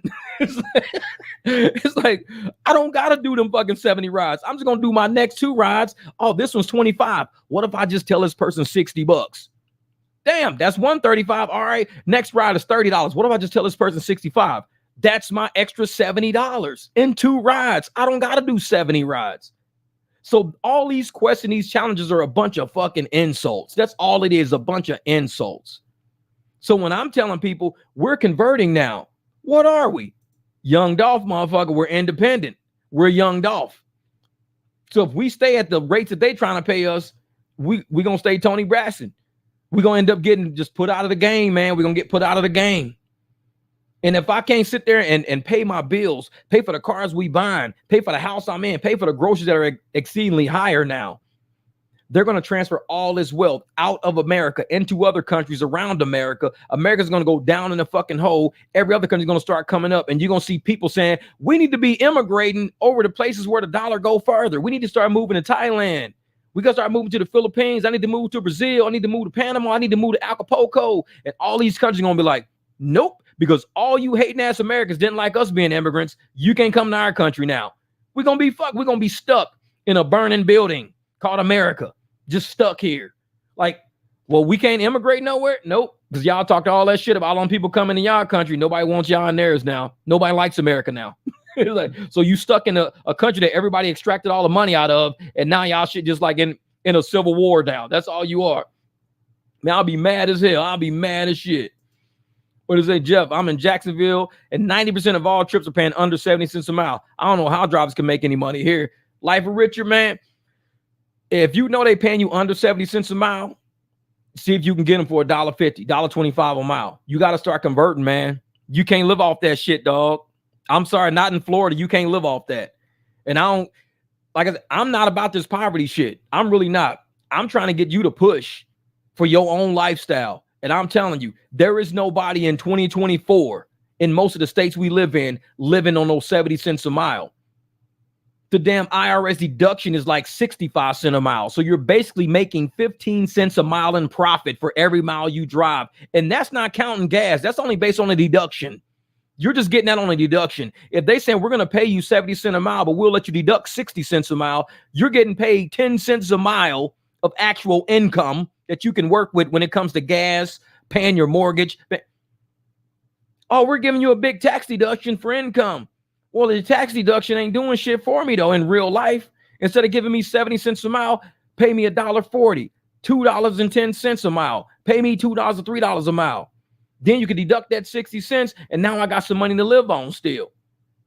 But sitting there, what Uber and Lyft's doing, if you think about it, if we have to pay taxes on only what we do, but Uber don't have to pay taxes on what they do, that means they're putting us at a tax threshold to where we make so low of money that we don't even owe taxes. So if we're not paying taxes, infrastructure is fucked up. Follow me on this one, man. Follow me on this one. So if we don't pay taxes, the infrastructure is fucked up. Salaries for politicians are fucked up. Think about what I'm saying. Salaries for politicians are fucked up because we ain't paying taxes. How are politicians going to get paid? How do you think they're getting paid right now? So if we ain't paying taxes because we ain't paying enough to have enough income to pay taxes, how are politicians getting paid right now? We ain't paying taxes right now because we don't make enough. So how are politicians getting paid right now? Politicians are going to be like, we all going to lose our jobs. We ain't making enough revenue. Well, we can charge people per mile, or we can say Uber and Lyft. We'll let you guys keep operating in our state, but you got to give us some kickbacks. We don't got a lot of tax in our coffers right now. We don't have a lot of tax in our coffers right now because these people aren't making enough to pay taxes. So, and then we're going to hit them for a charge per mile to even put them even lower in the hole. We don't have enough money in gasoline taxes because there's too many electric cars out there. So even our gas taxes ain't working out right now. So how are we as politicians going to be paid for our salaries, our infrastructure, our entire staff? I got a whole staff I got to pay. How are we going to be paid for that, Uber? You guys came in and fucked up the economy. Uber's like, don't worry. We'll donate to you. What do you mean? You make sure you pass a law that says these motherfuckers can't do no private rides. They can't do no cash rides. Can't do no shit like that. We're going to take care of you. Well, if they can't do no cash rides, how they going to survive? We never said they was going to survive. If these motherfuckers implode and go into the hole, we got a whole bunch of immigrants coming across the Rio Grande right now from all over the planet. We got these motherfuckers cutting through Mexico backyard right now. And Mexico is sitting there like, we're doing the best we can. We can't hold all these people here. I'm sorry. These people ain't even from Mexico. We can't hold these people here. And America's like, well, just keep sending them on over. We can use them. We can use them. Mexico's like, good, because we can't. They're not setting up shop over here. They're not allowed to live over here. They cutting through. And if you guys want them, yeah, we'll take them. And Americans are like, well, what about us? They're like, well, what about y'all? We're not paying y'all enough to pay taxes. So therefore, we need somebody over here who don't need that much, because y'all need too much to live on. We need some people who don't need that much to live on. And this is how the system works, man. Exactly. They fucking pictures too, man. Oh, war is money. War is money. And this is how they're doing it. And right now, people don't even see the war that's going on in America right now. If you look around, Look at any country that's had war. And I'm going to tell you like this. Look at any country that has had war where currently there's no gunfire going. Like there's no bombs being dropped. There's nothing happening. Where are people living? Like little shanty towns, little makeup tent towns, you know, houses all dilapidated and shit, broken down cars, cities all boarded up and shit like that. Things that's not being built, roads and infrastructure all fucked up. You think I'm talking about LA, ain't you? You think I'm talking about LA right now? That's exactly how fucking LA look. Skid Row is expanded even further. Seattle, they homeless, expanded even further. Phoenix expanded home even further. Vegas, New York, Chicago, Memphis, all these places that the homeless have expanded even further. It looks like a war went off and there's no more gunfire going. You see the whole neighborhoods are dilapidated. Houses are dilapidated. Like, damn, sounds like Tucson. Exactly. Because war is money. We are having a war right now. Like I told y'all, we sending slaves over with no slave ships. And we having wars in our country right now with no bombs even being dropped. They're wiping us out without even shooting a single shot right now. You look in any of these countries, man. I mean, any of these cities, Long Beach, Philly, man, all these places. You'll be like, how are these houses still even standing? How are these neighborhoods not falling apart yet? Just everything's dilapidated. People living in baskets. I'm cruising through Phoenix. I'm riding through Phoenix one night. I see like 5 or 6 shopping carts surrounded by tents and aprons, and it's people living inside of there, just like on the side of the road. I'm like, I've been living here for like, what, almost 6 years. I'm seeing shit I've never seen before. And this is not even where the homeless people usually live downtown. This is just like in neighborhoods. As you're cruising past alleys and you're cruising past like little small patches of desert, you can see it built on the side of somebody's wall and shit. I'm like, this is crazy, man. This is crazy. He said, just caught up with your Tony Braxton shit. Yeah, exactly, man. It's bombs everywhere. But this is what it looks like when a country has gone through war. This is my point right here. Look at any country that has gone through war. The infrastructure is shot. People have no hope. They have no home. They're living where they can live. There's no law showing up saying, hey, man, you guys can't be living here in these little shanty makeup buildings and shit like this. You can't live here. We're trying to keep the city clean. They're not trying to keep the city clean. They're just trying to keep shit going together. They're just trying to keep their salary. They are being told to stand down. Do not bother the homeless. Do not bother these people who are squatting in these houses who don't even belong in these fucking houses. You got to stand down. Man, but it looks like a war over here.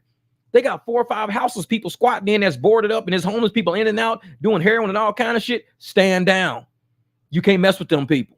If this homeowner wants their house back, make them take them to court. But you need to stand down. You don't need to make it a hostile situation. This ain't shit but a war zone, man.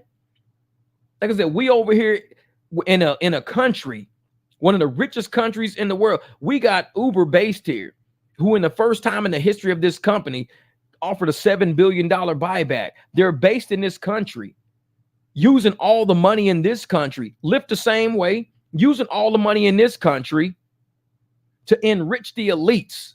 Because you go to other countries, like I know the UK is pissed off. They doing a whole bunch of shit over there with Uber and Lyft. They don't like it. With Uber, not Lyft, but Uber. They don't like it. You got other countries that don't want Uber over there because they know that Uber is a cancer to the economy. They know it. They're not stupid.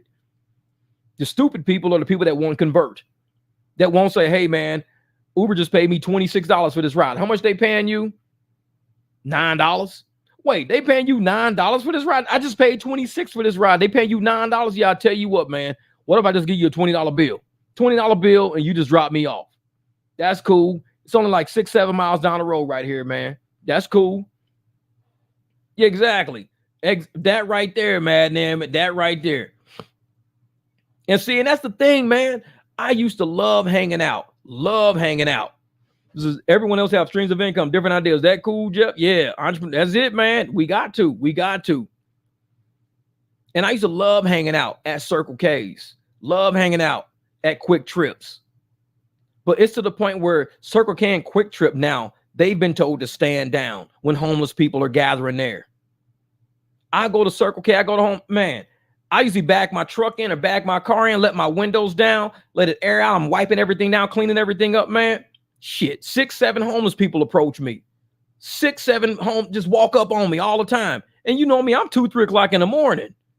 Motherfucker, don't you walk up on no black man with no expensive ass car at 2, 3 o'clock in the morning. You don't do that. Because you might not make it out of this parking lot, motherfucker. You don't do that to people. That's scary. That shit's because I don't know if you're gonna stab me, stick me with something. Y'all set me up. I don't know. But I'm watching motherfuckers. I'll be like, hey man, you ain't gonna help me got a couple of dollars and nothing like that, man. You ain't. I'm like, no, I ain't got a couple of. I'm like, man, I'm out here working, dog. I'm really out here working. I'm a driver. I'm trying to make this money so I can gas this shit up and go home. All right, bro. Hey, God bless you, man. God bless you. You too, brother. You too.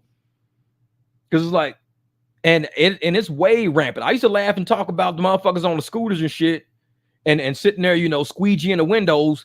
You don't even see them motherfuckers no more. It's gotten way worse, way worse. These people, like I said, I don't know if everybody's been told to stand down and just let the war continue.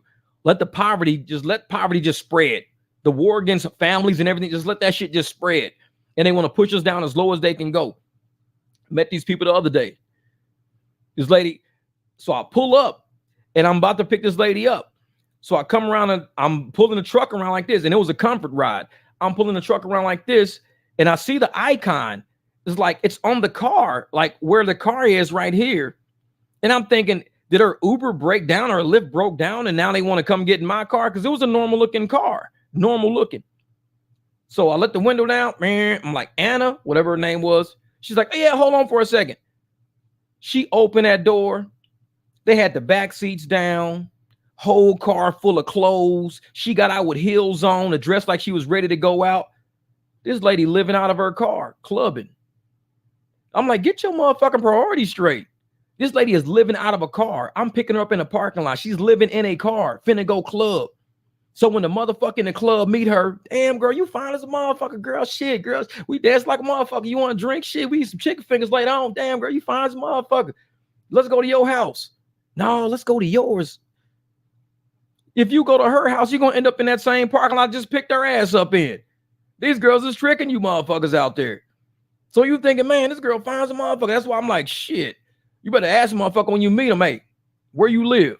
What you mean? It's kind of like when we was kids, motherfuckers trying to join a gang. What set you claim, motherfucker? What set you claim? It ain't like that. Now I'm just asking motherfucker, hey, where you live? You live in a house? Your house got wheels on it? Where you live? It's like, shit, I want to know. Motherfuckers, I'm not trying to find out what set you claim. I'm trying to find, you got a residence or you trying to move into my shit? What's up, girl? You dance like a motherfucker. I like the way you dance and shit, but you got a house, motherfucker? It's like, I don't give a fuck. I asked motherfucker right off the bat. No, actually, I live in front of Circle K. I got a motherfucking Nissan Altima, motherfucking windows tinted. Like, all right, well, shit, let me scoot on over here, dance with this girl. Hold up. It's like, I'm trying to find out where you live, motherfucker. But she was cute as motherfucker, though. But it ain't, like I said, this is how the economy has put people, man. The economy has put people, man. It's like, and I'm saying, motherfuckers got to have a good time, though. I get it. Like, motherfuckers got to have a good time. You want to have fun. Everybody want to go out, drink, and have a good time. But get your priorities straight. There's no way in hell I'm going to be living in my car, spraying on some motherfucking cologne and shit, got a chain hanging and shit, making sure my Stacey Adams clean like a motherfucker, calling the Uber to pick me up right next to it. At least get dressed first. Go away from the car. You let me see everything. Now I know the truth. Now. I pulled up on you. I'm like, Anna, she getting out the car like a motherfucker, dropping motherfucker curling irons and shit, bloop, bloop, bloop, bloop, bloop, drop motherfucker shit all over the place. Oh, yeah, hold up. Let me get a minute. I'm like, what the fuck is going on in that car? I'm like this. I'm like, what the fuck? I'm like, holy shit, she live in her car. She finna go clubbing. Well, she kind of cute, though. Shit, let's go dance, motherfucker. Let's get this shit on. Shit, I'm about to jump out the car with her, be like, hey, Anna, I know you ain't got nowhere to live. Can I come dance with you? It's like, fuck that shit. I'm not trying to do nothing like that. You better start asking motherfuckers where you live. What set you claim? You claim residential or you claim automotive? What set you claim? Shit, girl, I'm residential all day. Got a house, got an apartment, residential. Set I claim. What set you claim? Nissan Altima, Nissan Sentra, motherfucker. It's like, I just want to know where you live. Because it's like, that's the point that the economy has pushed us, man. At least so she can peel out. Stay on point like Stacey Adams. Like, oh yeah, hey, you like me? Hey, head doing 3 pumping gas. Hey, and when I pump gas, I'm looking at shadows. I'm looking at everything. Because if your ass ain't on point, motherfuckers will slide up real fast on you and be like, shit. You be like, oh, I was just trying to pump gas. Like, man, fuck that. He said, I'm logging the fuck off this channel, bro. I gotta be rolling. Hey, it's real shit, man. And this is what I drive at night, man. I drive at night. I see some wild shit. I'm like, man. But I feel it though, man, because motherfuckers gotta get out. You gotta break reality sometimes. You gotta break reality. She like house music, Nissan Road. She riding that car like them hamsters. Party rocking in the house tonight. Like an LMFAO. That's them gerbils driving around town. Party rocking in the house. But it's real shit though. Because you got to go out. You got to enjoy your life, man. You got to make sure that all the shit that corporate is putting us through, all the shit politics and everything putting us through, you got to take a break for yourself, and you got to sit down and you got to start weighing your options. Be like, listen, and I tell rideshare drivers that same shit. Why do you think I'll be out not giving a fuck if they're going to deactivate you? I don't care. It's so much money in these streets right now because I see it. You just got to be willing to go out there and be like, I'm going to go get this money. This is what I'm going to do. I'm going to go get this money. Because if you waiting on them to give you money, you're going to end up, what set you claim? Nissan Altima. That's gonna be you next month. What set you claim? Motherfucker Chevy S10, bitch. What's up? I'm trying to say team residential. Fuck that shit. He said residential parking lot. Shit. I'm not trying to be motherfucker. What set you claim? Teen Honda Odyssey. Shit. Motherfucker, I want you to wear a shirt. What you claim, motherfucker? Team Dodge Plymouth. Like, fuck that shit. Like, okay, I know you probably going out later. Oh yeah, it is concealed carry, real shit. But see, that's the thing though, mutated. I know it's conceal and carry, but that's everybody now. So it, like you said, it's the Wild West out here. Everybody conceals and carry. I be going through the store. Other day, this dude walked in the store, no shirt, no nothing, tattooed the fuck up. His leg was like, because he was in the military, his leg was all fucked up. Like you can see that it was like he must have got hit with shrapnel or something because his skin was like burnt the fuck up everywhere. This motherfucker walks up in the store. We was in AutoZone. I had to go to AutoZone to buy some shit from AutoZone because I had to get that. I was looking for those bushings for that fucking Jeep or whatever.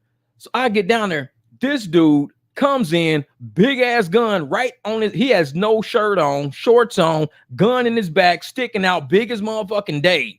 Just walking up in the store like, yeah, what's good? What's up, man? Thanks for holding the door for him because I'm walking in, walking out. Dude got a big ass gun in the back.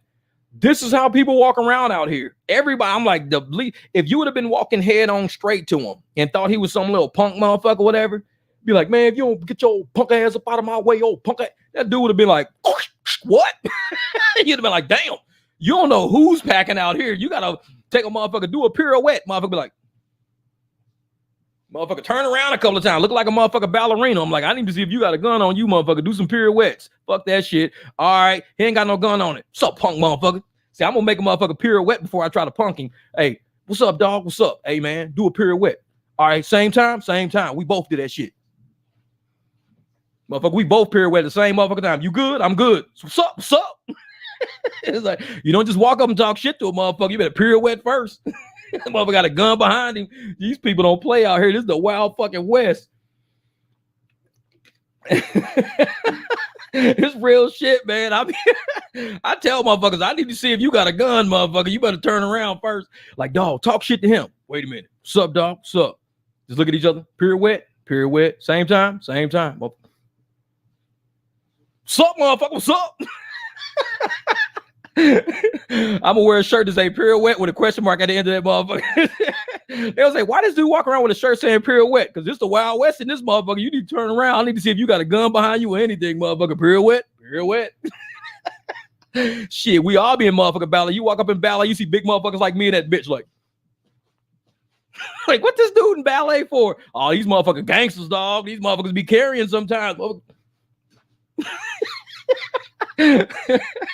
Like, fuck that shit. I ain't playing, man. I don't fuck with these people out here. He said, you want to dance? Exactly. These people out here don't play. They don't play. That's why I'm cool with everybody, man. Motherfucker, you see somebody get in the parking spot, you can have it. I'll park way out here anyway so nobody open their door and hit my shit. I don't care.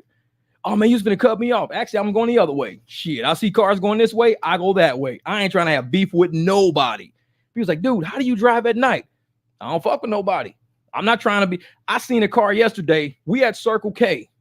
And I'm back. No, we're at Quick Trip. So I'm back in that Quick Trip. And this is where I was talking to that one guy. I'm back in that Quick Trip and I'm just eating cookies and shit by the brick wall. So I'm on University and 143. 143 was blocked. So you had to take Priest. You had to drive all the way down to Priest just to cut around because they had 52nd and 143 block. You couldn't get down Broadway. It was all fucked up. So I said, well, I'm going to sit here and eat me some cookies then. So I'm sitting there eating me some chocolate chip cookies. It's like fucking 1:30, 2 o'clock in the morning. So I'm eating chocolate chip cookies. Dude walk up, we chatting and shit like that. The one about that was talking about Tucson. So all of a sudden, this white car like backed out like this. Finally saw that they couldn't. They backed out so they can go straight. Saw that they couldn't do the 143 thing because it was all fucked up. Everything was fucked up. They was like, oh shit, this motherfucker did a big ass motherfucking horseshoe, middle of the parking lot, almost hit every car. Almost hit every car. A white truck was coming, almost hit the white truck. And I'm just like, these are the kind of situations where people just jump out of the car and start swinging. Because this car should have never did that big ass horseshoe. They should have backed out, drove straight, got out of congestion, and then came back like everybody else was coming. This motherfucker's like, I'm not driving all the way down there. I'm gonna just cut everybody off and do a fucking horseshoe. Man, these cars and trucks are like, skr, skr, skr, skr. I'm just like, time to duck behind this brick wall. I'm eating these motherfucking cookies. I'm like, yeah, let me get behind the brick wall. Take my cookies back over here. I'm like this. I'm like, like shit, take my cookies over. Cops like, did you see anything? Well, I saw that my cookie was finna fall off the wall, so I grabbed my cookie and I looked up and it was just 2 dead bodies. I don't know what happened, officer. It's like, shit, fuck that. I ain't trying to see nothing. Fuck that. But yeah, the idiots. And that's why I'm like, if that was me and I would have had to do that, I would have went all no drama. Just go down, take an extra 2 minutes. You get in the rush out here in Arizona, these motherfuckers shoot. They will jump out in traffic. It's like, shit, you better get out, drive down, take an extra couple of minutes, get some time to change your song to another song, U-turn, then come back. It's like, man. Mutated stupid said, get back to that residential set, Jeff. No, I ain't messing with that shit. Trust me, it's getting bad out here. It's getting that bad. Because when you start seeing people living out their cars, I mean, and these girls be cute as a motherfucker, but I'm like, don't let looks fool you, motherfucker. She letting the back seats down and it's not to have sex. That's where she sleeps. Oh, she gonna let the back seat down tonight. Well, that's her house, man. She's got to go curl her hair. There's a curling irons and shit sitting over there. Oh, it's like that? Yeah, man. Nissan Altima. You want to fuck with them girls, man? Man, that's why I'm like, nope. Yeah, Saint, always drive slow. Let people have the road, man. And I'm telling you, man, if more people just slowed down and allowed people in traffic and allow people to do this and do that, it will be way less road rage out there. I ain't in a rush to get nowhere, for real. When I see people trying to come out of parking lots, I'll stop early, high beam them a couple of times. I'll look in my rearview mirrors to make sure they can come out. I'll high beam a couple of times, let them snake through traffic. Then I'll scoot up the other 3 fucking feet I could have went. But I'm like, why do people see people having to come out? They would stop right in front of the driveway. I'm like, dude, if you would have stopped right here, this person could have came out because the light's red. We ain't going nowhere. Nobody's going nowhere. They just want to be a dick. They just want to block this dude in the parking lot. I'm like, dude, pay attention. Look around. We're coming to a red light. These cars are trying to come out. Pay attention. We're not going nowhere. Stop where you at right now. Let this car come out. Like, look in your rear view. Don't high beam them if a car is coming because then they're going to pull out and get smacked. Sit, look in your rear view, high beam them. Come on, man. You good? You good? Look like this. Look in your rear views. They pull through. That's all right. Now I'm like, dude, we ain't going nowhere. We're at our red light. These motherfuckers will pull all the way up. And now they got to wait till the next light cycle because nobody's letting them through when the light turned green. And I'm just like, these motherfuckers can't drive out here, man. They can't drive. Yeah, man, they don't want to share the road. And it's like common sense shit, man. I'm like, we can all get off the road. Nobody's going to wreck. Everybody kind of give each other some space. Back up a little bit. Don't be up on somebody's ass at a red light because there'd be motorcycles and shit just trying to cut through. I'm a biker, 26 years. Give space between cars and around cars. The last thing you want on the road is a motorcycle around you because you ain't going to see that shit. When you doing something, you say, oh, shit, I got to turn right there. You should have let that motorcycle pass you a long time ago because you finna cut his ass off now and he's finna flip and break his fucking collarbone. Let him go, man. Everybody space the fuck out. Let these motorcycles get away from us. I'm a biker. I do not like riding around motorcycles. because you don't know if this dude front tire gonna blow. Boom, he roll into a car runs him over. How'd the car run him over? Where his front tire blew and he had no space. The car behind him just ran him right over. Give people some fucking space. That's it. Just give them space. You see a motorcycle, keep that shit. Be like, all right, man, I'm gonna slow down, let him get past. Because you want to keep hitting your sights. You don't want to see that bike. Man, that's bruh. That part. Look, driving them like they're the police. Oh, they get to where you can't even see their headlights in the rear view. Their headlights be too close to the trunk. I'd be like, this idiot. Like, what if my tire blew? If my tire blew the fuck out, you'd be right up on the back of my truck. The hell's wrong with you? Oh yeah, international drivers is a whole different game in other places. Oh, and see that. And this is another thing about international drivers. For one, a lot of them drive opposite side of the streets that we drive. So they're used to looking a certain way. This is how people end up smacking into people. They're used to looking like when I'm pulling out of the driveway and I know traffic's coming this way, I'll look this way because I'm pulling out the driveway. In other states, in other countries, they look that way because traffic's coming at them as they're pulling out. With us, it's going this way. So they don't even look and see. They'll pull out right in front of you. Like they don't even see you.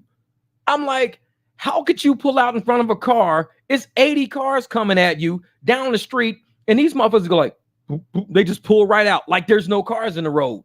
It's because they're from another country. Guaranteed you drive up on them, they're from another country. And you'll be like, and they used to looking that way, not that way. And I swear, you can have the biggest fucking car on the planet. They'll pull out like they didn't even see you coming down the street. And it started occurring to me, they're from another country. There's no other way to explain it. It's like they're not blind. You can look and say, oh shit, there's a car right there. See, the Jeff is on the road tonight. Man, it's real shit, man. Real shit. They know my chess is a checker world. This is a checker world. You need to put that shit on a shirt. I'm stuck in a checkers world. I'm a chess player stuck in a checkers world.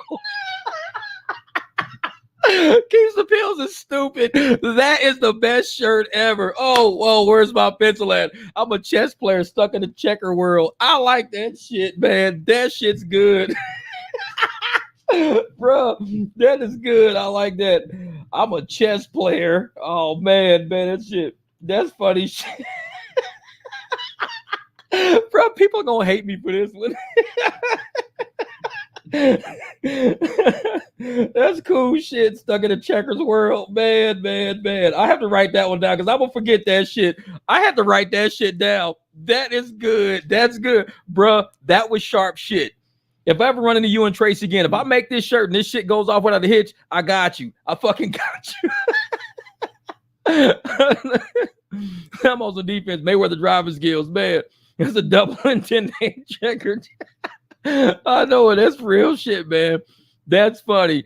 I'm a chess player stuck in a checkers world, man. These dumb motherfuckers out here.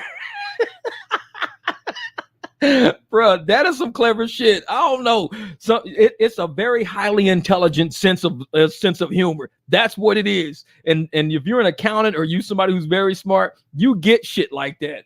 And that shit to us drivers, because of how we all are, and we're business owners and we smart, we good with money and shit. Y'all get it.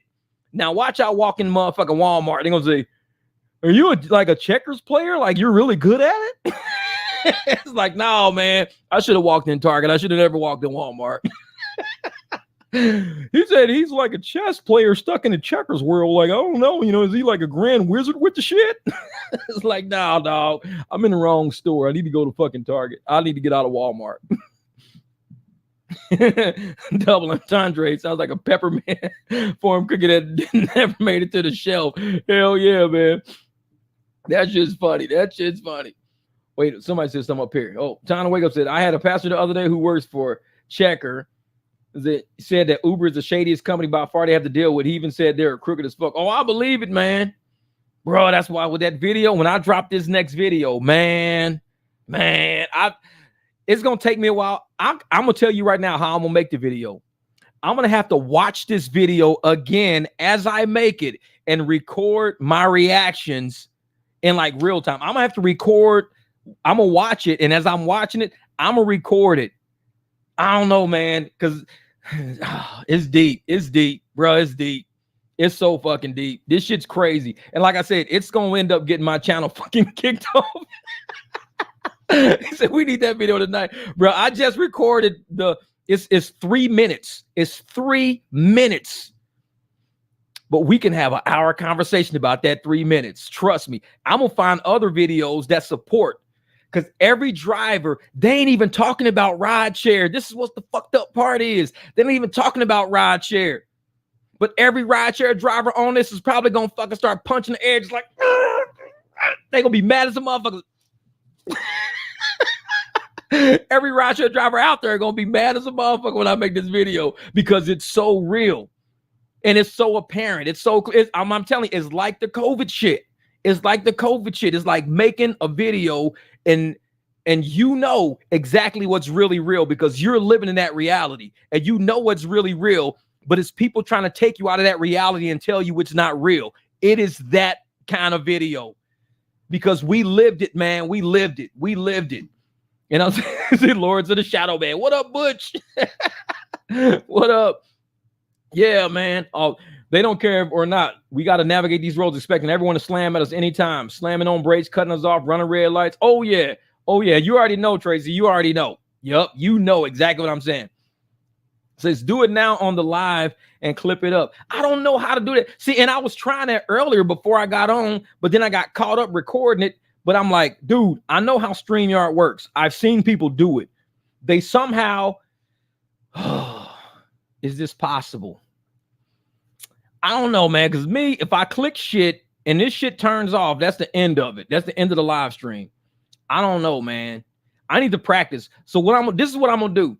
I'm gonna do a members only live stream to where it's only like a handful of us in there. So if it fuck up, it don't fuck up like something that's good where everybody's on it and everybody's I have to do it where, because there's like things I can click like new layout, and I can click stuff like spotlight layout, group layout, crop layout, and I can put edit layout, and I got to use one of those to get a screen on here and find out what I'm looking for. But the only way I can do it is you guys, and I can't see it on your side. So I got to do it in a membership. If I do it on a live group, it's going to be way too many people involved. I got to do this on a member group, and it's only going to be like probably about a fucking 4-minute video. Because once I figure it out, I'm not going to do a whole video on it because I want to have everybody on it when I figure it out. But somebody needs to help me see what you guys are seeing as I'm doing it. So probably in a couple of days, man, I'm gonna have to sit down. I'm going to have to say members only. And y'all just tell me what's happening. And as soon as y'all say, Jeff, it's good, we see exactly what you're talking about, I'm going to shut that down. And then I'm going to put it on the live screen where everybody can see it now. I just need y'all to help me, man.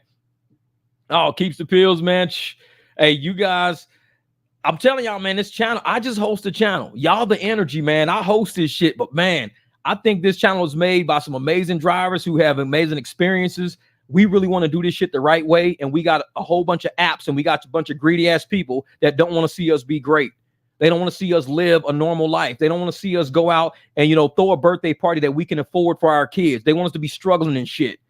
You got a 6-7-year-old kid, fucking rent a pony. You're a business owner. You own a business in rideshare. You own a logistics business. You got a big piece of equipment outside. You get a lot of tips. You make a lot of money. You should be able to rent a fucking pony if that's what your kids is. I want to rent a pony. I got to put gas in the car today. I got to go drive again. No, fuck that. Rent one. Tell you what you do. You go out, you convert rides for 2 fucking days straight. When the app says, why have you been canceling every ride out there? Because I'm trying to rent a pony. My kid wants a pony for their birthday. I'm renting this pony. Well, you're canceling. I'm an independent contractor. I'm gonna make me some money. This kid says she wants to rent a pony. She's only 7 one time. You raggedy motherfuckers are stealing all of our money. You stealing our tips. Somebody tips me 10, you give me $5.12. I go do a ride. The person says, hey, I paid 26. I get $9 for it. I'm not getting no tip because this person's like, man, I already paid 26. I'm not giving you a tip for that shit. Trust me. If my kid wants to get a pony at 7 years old, I'm going to be converting rides like a motherfucker. How much that pony? Oh, we're only going to charge you $45 an hour, minimum 5 hours. Bet. Put me down for 7 hours. I want that pony at the fucking party all day. I got the money. Convert every fucking ride that come across the screen. When Uber calls, say, I did this for my kid. If you want to deactivate me for my kid, knock yourself the fuck out. We at war. Motherfucker, this is Team Ultima. Exactly. That's what I'm saying. Too many cancellations activity. Please try me. Try me. And when they send me that shit, oh, we're going to suspend you. Do it. And this is the part where I love right here, man.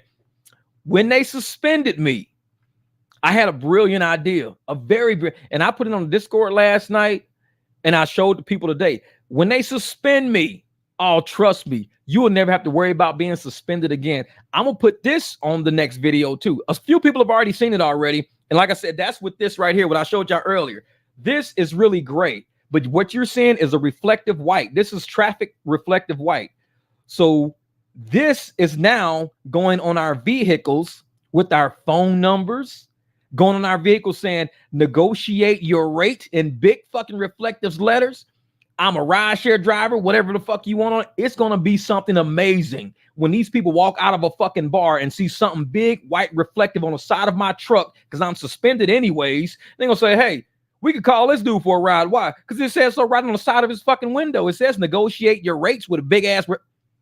This is going to be the fucking Uber killer right here. This roll of shit is about to be the Uber killer.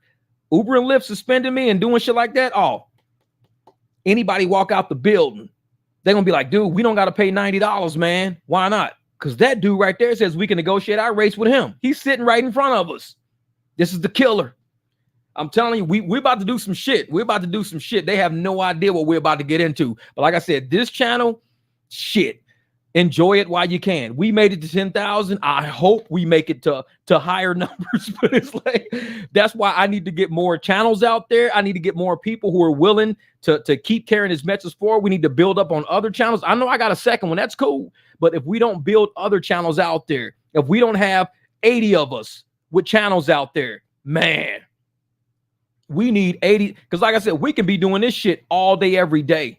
All day, every day. If I'm not online, somebody else is online. If I'm not doing a live, Bighorn Kev's doing a live. If Kev's not doing a live, Team Righteous is doing a live. He's not doing live, Rideshare Lisa's doing a live. We could do this shit all day. They cannot stop the whole 300. They can't stop all of us. They can say, well, let's shadow ban Jeff. We tired of his shit.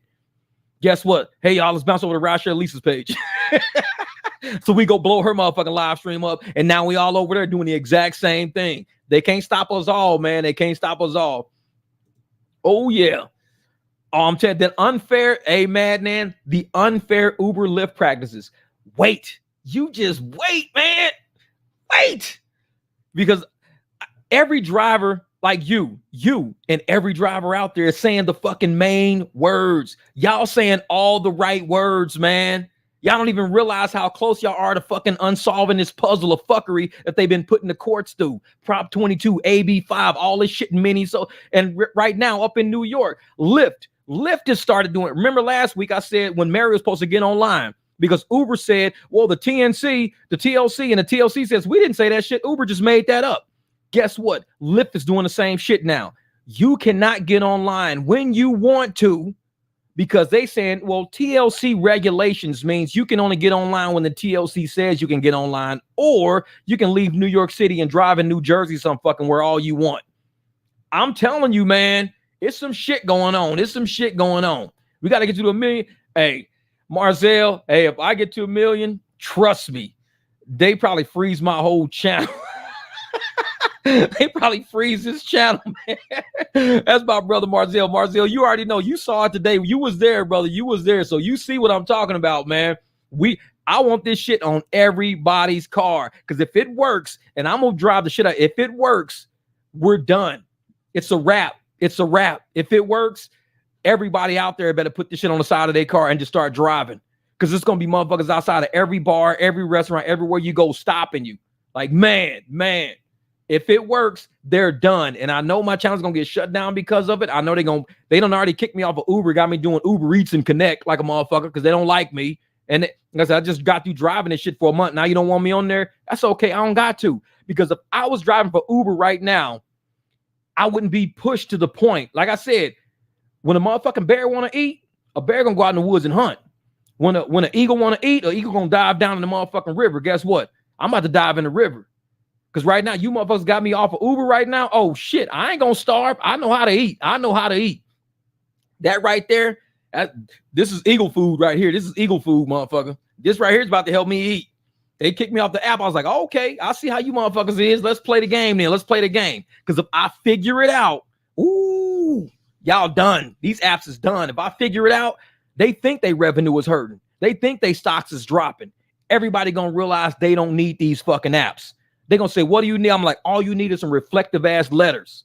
We have built the industry of rideshare as drivers for people to trust what we fucking doing. They are getting in our cars. We are complete strangers to people who are getting in our cars and trusting us.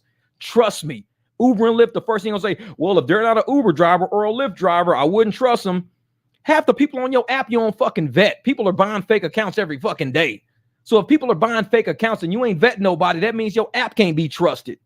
But if I'm sitting in front of you, I'm chatting with you and 4 of your buddies. What is me, one guy? Why am I scared of 4 people? I ain't scared of 4 people. So why should 4 people be scared of me?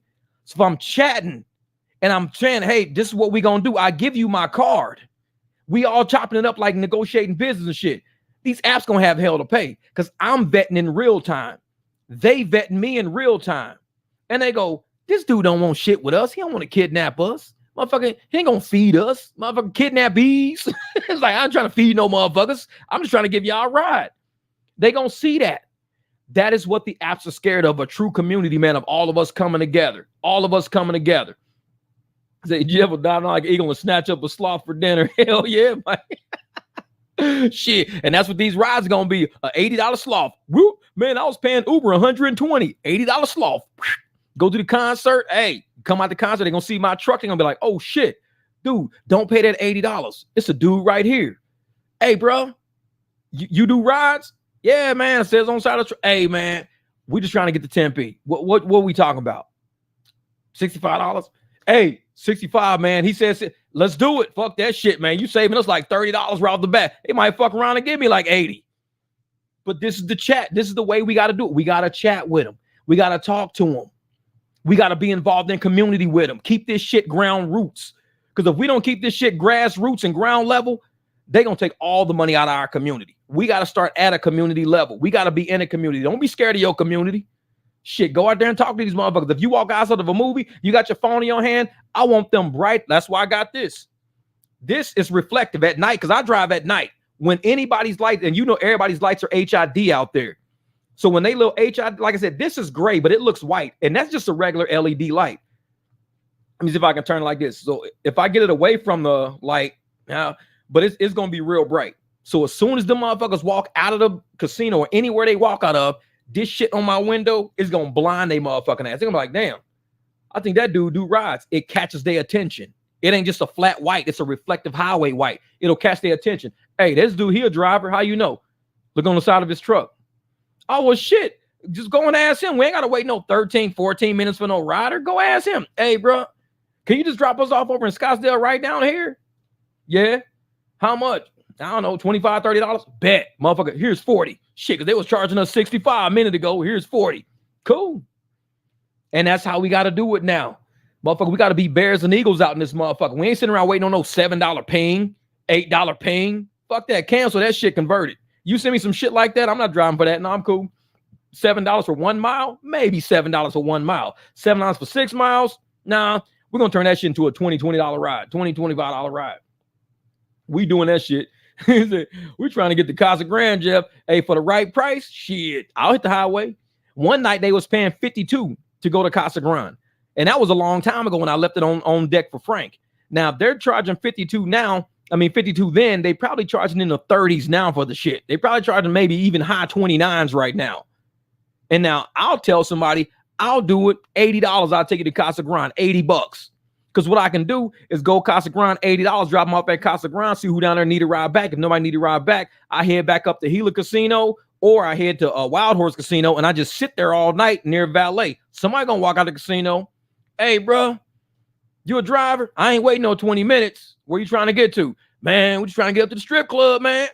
$100. $100 is cool because I ain't waiting no 20 minutes. Let's go. Shit, every time. Big black SUV. You want me to take you up to Jaguars? Shit, let's go. $100. Bet. Hey, man, he gonna get us 400. Shit, learn how to speak up on your money. And this is the game we got to start playing right now. This is the game.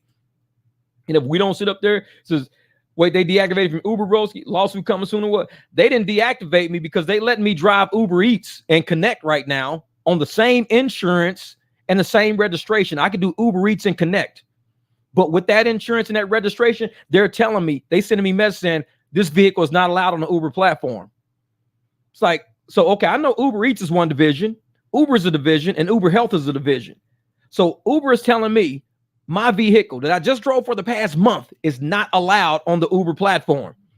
And they sent me this message like fucking 3-4 fucking times. And I've been trying to register with their ass. So they said, we can't accept the make and model of the vehicle you provided. That's what they say on my registration. Same message on my insurance. But I'm driving Uber Eats and Connect. Therefore, they're keeping me out of doing rides because I'm an independent contractor that don't take their employees shit. I already know what it's about. I'm not stupid. Because they like, dude, this dude put this truck on here a month ago. He's been online like all these hours, but he's only doing like maybe 2-3 rides a day. But he's online for all these hours with that big ass black truck. But damn, his cancels is going through the roof right now. His acceptance rate is going through the roof. He was at 9%. He's at 19% acceptance. But damn, his cancels are also going up at the same time. This motherfucker's doing cash rides. You fucking right I am. If you don't pay me, this is what it's going to be like. And it's not just going to be me. It's going to be everybody. You got the whole 300 to fuck with. And we worldwide. We got motherfuckers in Australia. We got motherfuckers in Greece on the channel. We got people in Romania. We got motherfuckers in Czechoslovakia hitting the channel up. Indonesia, Thailand. We got motherfuckers all over hitting this channel up. So it ain't just me you got to fuck with. You block me off. Hey, I just going to set my shit up to where I can make money without you. Now imagine a whole bunch of drivers saying, damn, he actually survived. He made it. Dude is making way more money off Uber than on Uber. So why are we all on Uber? Let's all leave. The wrong one. You let me show how it's done and prove it can be done. Oh, it's going to get done. And I mean by me, by immigrants, by anybody who's really about this fucking money and not just want to walk. Oh, man, I'm an Uber driver. Fuck that. I ain't no Uber driver. No, I'm a driver. Uber tries to use me as a sucker. I'm a driver. You want to pay me like a driver or try to pay me like a sucker? Because I'm going to convert this motherfucker every time. And that's what they're going to be scared of. This dude figured out the system. They scared of that shit. A lot of drivers out there already figured it out. I mean, you see how the airport queue is going with that old scammy shit right there. And Uber don't touch that scammy shit. But yet they want to stop an independent contractor from independently contract.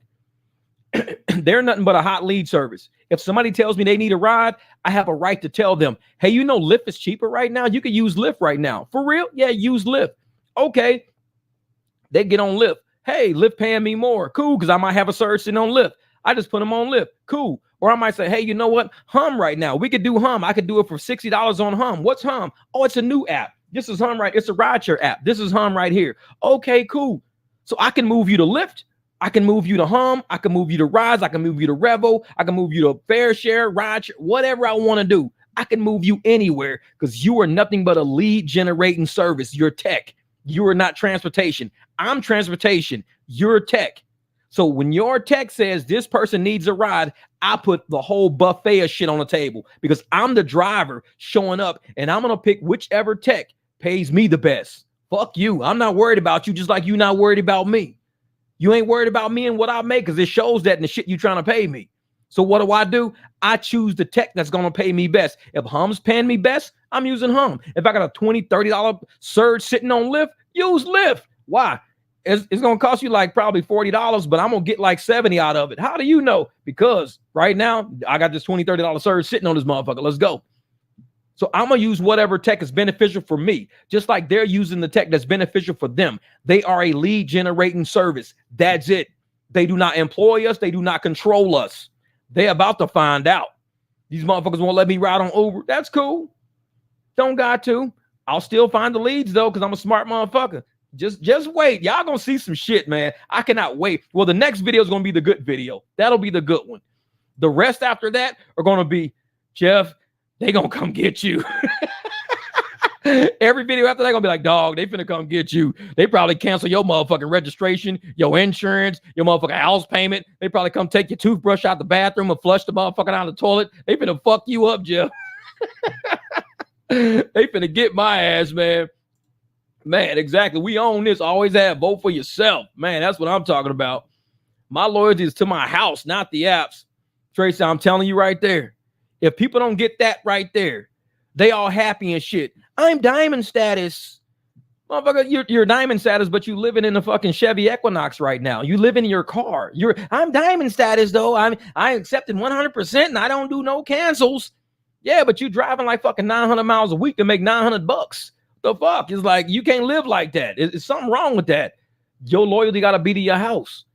And once you start taking care of your house, you can eventually take care of somebody else's house. But right now, they're making us take care of their house. The Uber execs, the Uber staff, all the Uber contractors, the Uber partners. We're taking care of all of their houses while our house is on fire. We're not giving a fuck about ours because we want to stay in the good. Oh, I want to stay. And they keep sending threats. And trust me, when every time I say something, I almost slip up because threats. Remember that I said that threats is going to be major. That word threats. I have a screenshot of 5-hour Lyft, 158, Colorado. 5 hours? Oh, shit. Man, I'll be like, dude, I'll do that shit for like $800 because that's 10 hours total. 10 hours total, there and back. I'm sorry, it's going to have to be $800. I need like $80 an hour because even with $80 an hour, minus gas, minus rock chips, minus a fucking flat tire, minus a tie rod bin, I mean, you got to get $800. 5 hours, you might as well just jump on a fucking plane. If they had to get on a plane, they'd have to pay that. Pay the $800. Because if you go to the airport right now, say, I need a 5-hour flight. Okay, that's going to be about $794. Damn, I could just take this Uber for $800. Yeah, take that Uber for $800. Fuck it. Say, and you're going to bring all your luggage, all your bags. You get your kids. You can stop and get snacks and shit. But get this man $800 because 158 is not going to cut it for him. 158 is not going to cut it. But yeah, man, just wait. Just wait. Whoo. Time to wake up. I'm diamond status. I got myself a free Slurpee and a stale pretzel. He's in the fucking stale pretzel from 7-Eleven. Motherfucking no salt on that shit. Thank you. Keeps the pills. I appreciate it. I gotta run into you though. I ran into Tracy though. I gotta meet you, man. We gotta do this shit. That shirt right there is gonna be funny. Watch. You just watch and see. We gonna have fun with that fucking shirt, man. Man, that shit's stupid. So I got myself a stale pretzel from 7. Motherfucker happy about it too. Yeah, Pedro. That shit's funny. Oh man, they sent a threat to not service rides off the app. I laugh and thought of you. Yeah, they're watching. Oh, trust me. Hey, remember what you just said. Trust me on this one. Man, trust me on this one. These motherfuckers are doing illegal business. Illegal. Always screenshot. When they send you shit like that, screenshot it. Screenshot it every single time. Make sure you get the time in there. If you got to scribble the date, say, I got this motherfucker on January the 3rd. I got this one on January the 9th. Trust me on this one when I tell you everything in these phones is lawsuit material. This shit's lawsuit material. Wait till I drop this next video. Trust me. This channel's getting shut down. Believe me, when Uber now see this motherfucker, and if any big channel did it, like, that one big channel that everybody does, I can't remember the name of it, but it does a lot of Uber shit, but it's a big channel. I can't think of the name of it. This is whatever. But if they were, because they be getting like 500,000 views every time they talk shit about Uber or Lyft. Every time they talk shit. If they did the video that I'm doing, that video would get like 4 million views. Easily 4 million. Easily. The fact that I'm doing it, we're not big enough yet, but it's cool because each one of y'all need to remember, document everything. Do not just blow that shit off. Don't. When you blow it off, you will lose. Every time you blow it off, you're probably losing 10 G's. Every time you blow it off. Oh, I'm tired of that shit. Oh, fuck that. Screenshot it, date, put the hash shit up there. Trust me on this one. These motherfuckers, they have no idea who they messing with. When they fuck with Vegas, whoo. And I don't mean Uber and Lyft. But everything what just happened, Uber and Lyft is doing. Trust me when I tell you this. Uber and Lyft, and everybody's going to see it a mile away. I don't even have to insinuate shit. Y'all motherfuckers going to be like, you're going to probably throw your fucking phone. They've been doing me like that too. I can't stand those. telling you, it's gonna be one of them days. Because when I was watching that video, I was like, I'm gonna throw my motherfucking juice right through this window right now. It's like, man, Fortnite, I finally won my 2,500 plus dispute against Hertz. There we go. I'm telling you, right there, Board Z. Took 90 days, finally won. Never give up. Keep screenshotting all this shit. Never give up. We're independent contractors. We have a right to sue. We have a right to go to court. We have a right to stand our ground for what we believe in. They do not have a right to say, fuck y'all and walk off. They don't have that right. They have the power to do it, but they don't have the right to do it. Illegal is when you don't have the right to do something. That's why it's called a right. Power is just what it is. Power is an expression. Either you have the power or you don't. But a legality is a right. Either a right is granted or a right is not granted. If a right is violated, it makes it illegal.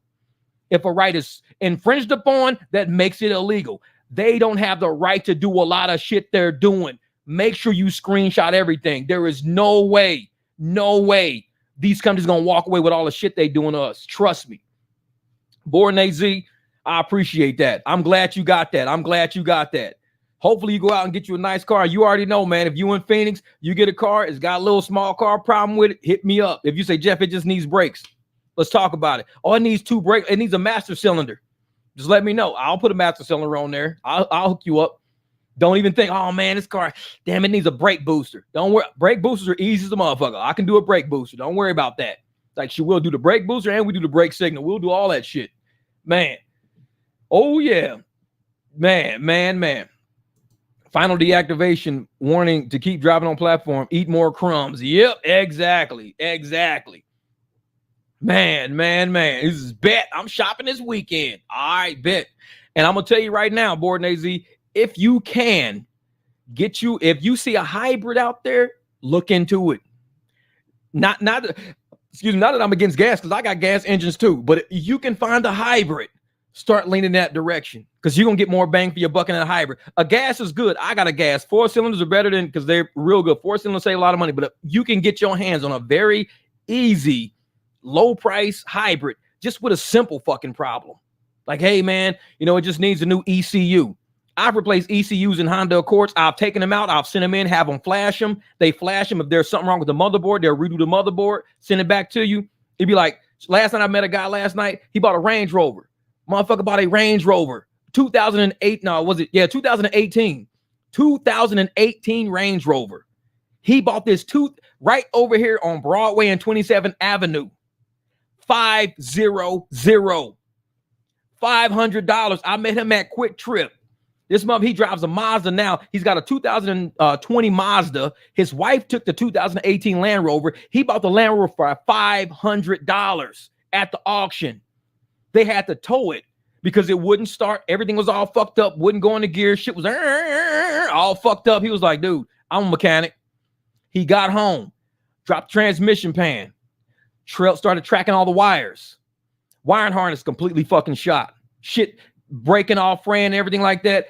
He replaced all the wiring harness, all the solenoid, spent about $400 total on wiring harness, solenoid, in the transmission, refilled all this, put the shit back in there. He said, Jeff, the moment I put that shit in there, he says, dude, I was on I-10 doing 90 miles an hour.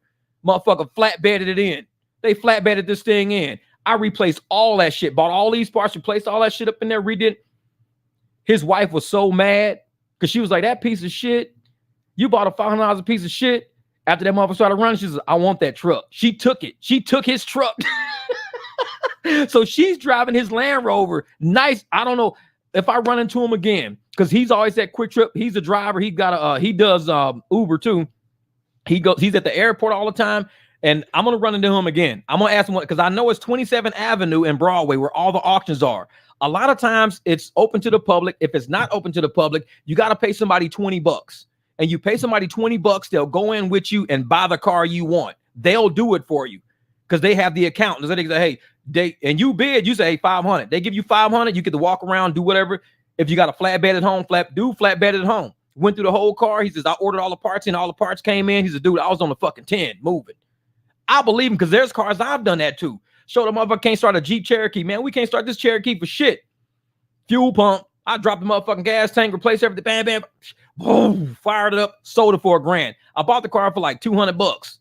Got it for two. Now, the reason why I got it for 200 is because I went to this dude's house. I did work on his truck. He owed me $200. I said, instead of you giving me that $200, give me that black fucking truck sitting right there. It was a Grand Cherokee, a ragged ass Grand Cherokee on big ass off-road tires. I said, all I'm gonna do is clean it up. I got it home, vacuumed, and I had it trailered to my house all the way down to South County in St. Louis. Fucking cleaned it all up. Got the tires done, everything out. Man, replaced the fuel pump in that shit. Worked with the intake exhaust. I did all of the, and it was an older one too. So it was an inline engine. Redid all the work on the inside. I ended up selling that thing to somebody out in Pacific for $1,000. So I made $800 on it. Less probably when they towed it down to my house. But still, it wasn't a fuel pump was like $19 on eBay.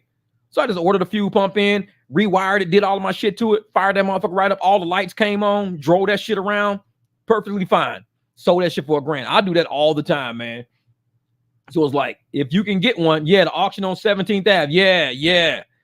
Dude, he got that Land Rover. He says, oh, man, this car is beautiful. It's next time I run into him, I'm going to say, I need a picture of that. Because I'll take a picture of his current car, badass SUV, nice. But I want to see that Land Rover. He says, yeah, man, I'm about the Range Rover. He said, my wife is like, that piece of shit. I don't believe you put our money on that piece. He says, give me a minute, motherfucker, give me a minute. Man, he says, dude, I dropped that transmission pan, started going through everything. Dude, these wires are fucked. He said, they was all shot. He said, I just took all new wiring harness, all new solenoids, new filter, put all the fluid back in. He says, dude, I was on 10, 90 miles an hour. That shit was just shifting like a normal car. I was like, damn. Sometimes you get lucky. Sometimes you get lucky, man. And it's like, if you get something like, I wanted a little Audi TT. I saw a little Audi TT for $2,000. And I think it just didn't have reverse. It was another transmission issue. Me, I like transmission issues because they're easy to fix. Sometimes you can fix it with the transmission still on the car. Sometimes you got to take the whole thing out. That ain't too bad, especially if it's a rear wheel drive. You can get that shit out, take the drive shafts off, get it out, fix it, put it back in, drive shafts back on, replace all your cush drives, whatever you got to replace, and it's fine. But it's like, transmission is easy. And he got lucky. He found that Range Rover, and that motherfucker was like, dude, I was on 10, 90 miles an hour. I was like, damn. That kind of shit never happens to me. I buy a Range Rover for $500 and it cost me $400 to fix it. Or I'm selling that bitch the next day. I'm getting my money back. I'm gonna have it for a minute just to enjoy a Range Rover, but I'm like, you know what? I think I'm gonna put this shit up for sale. I'm gonna sell it to somebody for a real dirt cheap price just because I ain't trying to gouge no fucking body. I'm like, let's do this shit all over again. Let's go get a whole nother one. Yeah, man. Shoot. I'm surprised they haven't threatened me on Uber yet. I don't have commercial insurance. You don't need commercial insurance on Uber, man. Just need regular. I've been driving Uber for 5 years, but they fucking with me right now. And that's what I think. They know that this is a black truck. They know it's a black truck, and they're like, shit, this motherfucker, he look at all these hours he's put online, and he ain't doing a whole lot of rides. He's getting us, man. He's getting us. His cancels are going up, but his acceptances are going up too. He's getting us. Thank you, Time to Wake Up. Time is money. My brother, time is money. Success is not final. Failure is not fatal. It is the courage to continue that counts. Yeah, exactly, man. They don't gonna think like a trans. So you ever play dodgeball? Well, this is a wrench. Bang! Hit him in the head with a motherfucking wrench. So it's like dodgeball, but you just gotta dodge a wrench. That motherfucker got hit in the head like bam. So if you can dodge a dodgeball, if you can dodge a wrench, you can dodge a ball. That shit was funny as hell. Think like a transmission. But hey, Time to Wake, I'm telling you, man. I'm telling you, we got to do it, man. And that's why, like right now, it's only 10 o'clock. It's Saturday night, 10 o'clock. I'm thinking, should I go out now or should I wait till later? Because it says it's only 100 degrees on my thing. It's 100 degrees. You'll see what it says on the phone. It's probably under 100. It was 104 at 8:19. I'm at 100 degrees even. Damn it. I'm almost at 99, man. This is 96 degrees before head out. Man, it's 100 down here. I'm about ready. I'm going to go outside right now and probably wipe the truck down, clean it up, jump in the shower real quick, man. Hey, I appreciate you guys rocking with us for these live streams. I love it, man. I love it. And on every hot day, I think we're going to do this shit. I got to work on this video for tomorrow. Hopefully I'll work on it tomorrow. But when y'all see it, trust me, it's gonna be something else. I know I'm gonna get animated. I'm gonna probably have to like re-record because I'm gonna be so fucking mad. I'm gonna be so mad making this video because I know how I did the COVID video. I remember how I felt. I was passionate. I was pissed off. And it's like, this is gonna be one of those videos. I'm gonna have to catch myself, be like, listen, let me do it professionally. Let me speak to you in a calm, normal manner. Because these motherfuckers out here trying to piss me I'll be going to fuck off in a minute. I'm like, these son of a bitches, I told you, motherfuckers, I done told you, motherfuckers. I'll be going off. Man, I'm telling you, it's like, I'm thinking about it. And I'm like, they are really fucking doing us dirty. I mean, blatantly dirty. It's not even subliminally dirty. It's fucking, oh man. And it's like I said, if I wouldn't have watched that other video, I would not have thought about rideshare and what Uber and Lyft is doing. When I saw that other video and I saw how the Justice Department, Merrick Garland, I saw how they were speaking and I heard what they were saying and I heard how they laid everything out. I was ready to throw my motherfucking laptop through the window because I've been saying that, man. I've been saying it. They've been fucking with us, man. Just like with that COVID shit, they was fucking with us. And when I watched them hearings, you gonna hear it like motherfucking, like goddamn DMX. What you hearing? Cat's gonna give it to you. Gonna give it to you. X gonna give it to you. All right, Trey, thank you so much. Hey, Tracy, I'll see you out there. Hey, I'm finna go out there and get him, man. I appreciate you guys rocking with me for this live stream. Real shit. I do. Because it was very unexpected. And don't forget, I got another live stream coming up with an owner of a company out here in Phoenix. And this dude can help anybody in the United States who drove during the COVID years. If you drove during the COVID years, I'm going to get him on a live stream. And definitely, you guys are going to be like, I'm so glad I got this guy's information. And you got to contact him. That's all I'm going to say. You got to contact him. He's one of them guys, man. And the stories he was telling us today at the meetup, I was like, wow. It's just, this is going to be a crazy year. It's going to be a crazy year, man. And like I said, with his live stream, plus the video I got to drop right now, I'm telling y'all, man, we need to branch out channels because they're going to shut my shit down. Because this is empowerment. It is empowerment. I can't even explain it. It's going to make you realize how important you really are.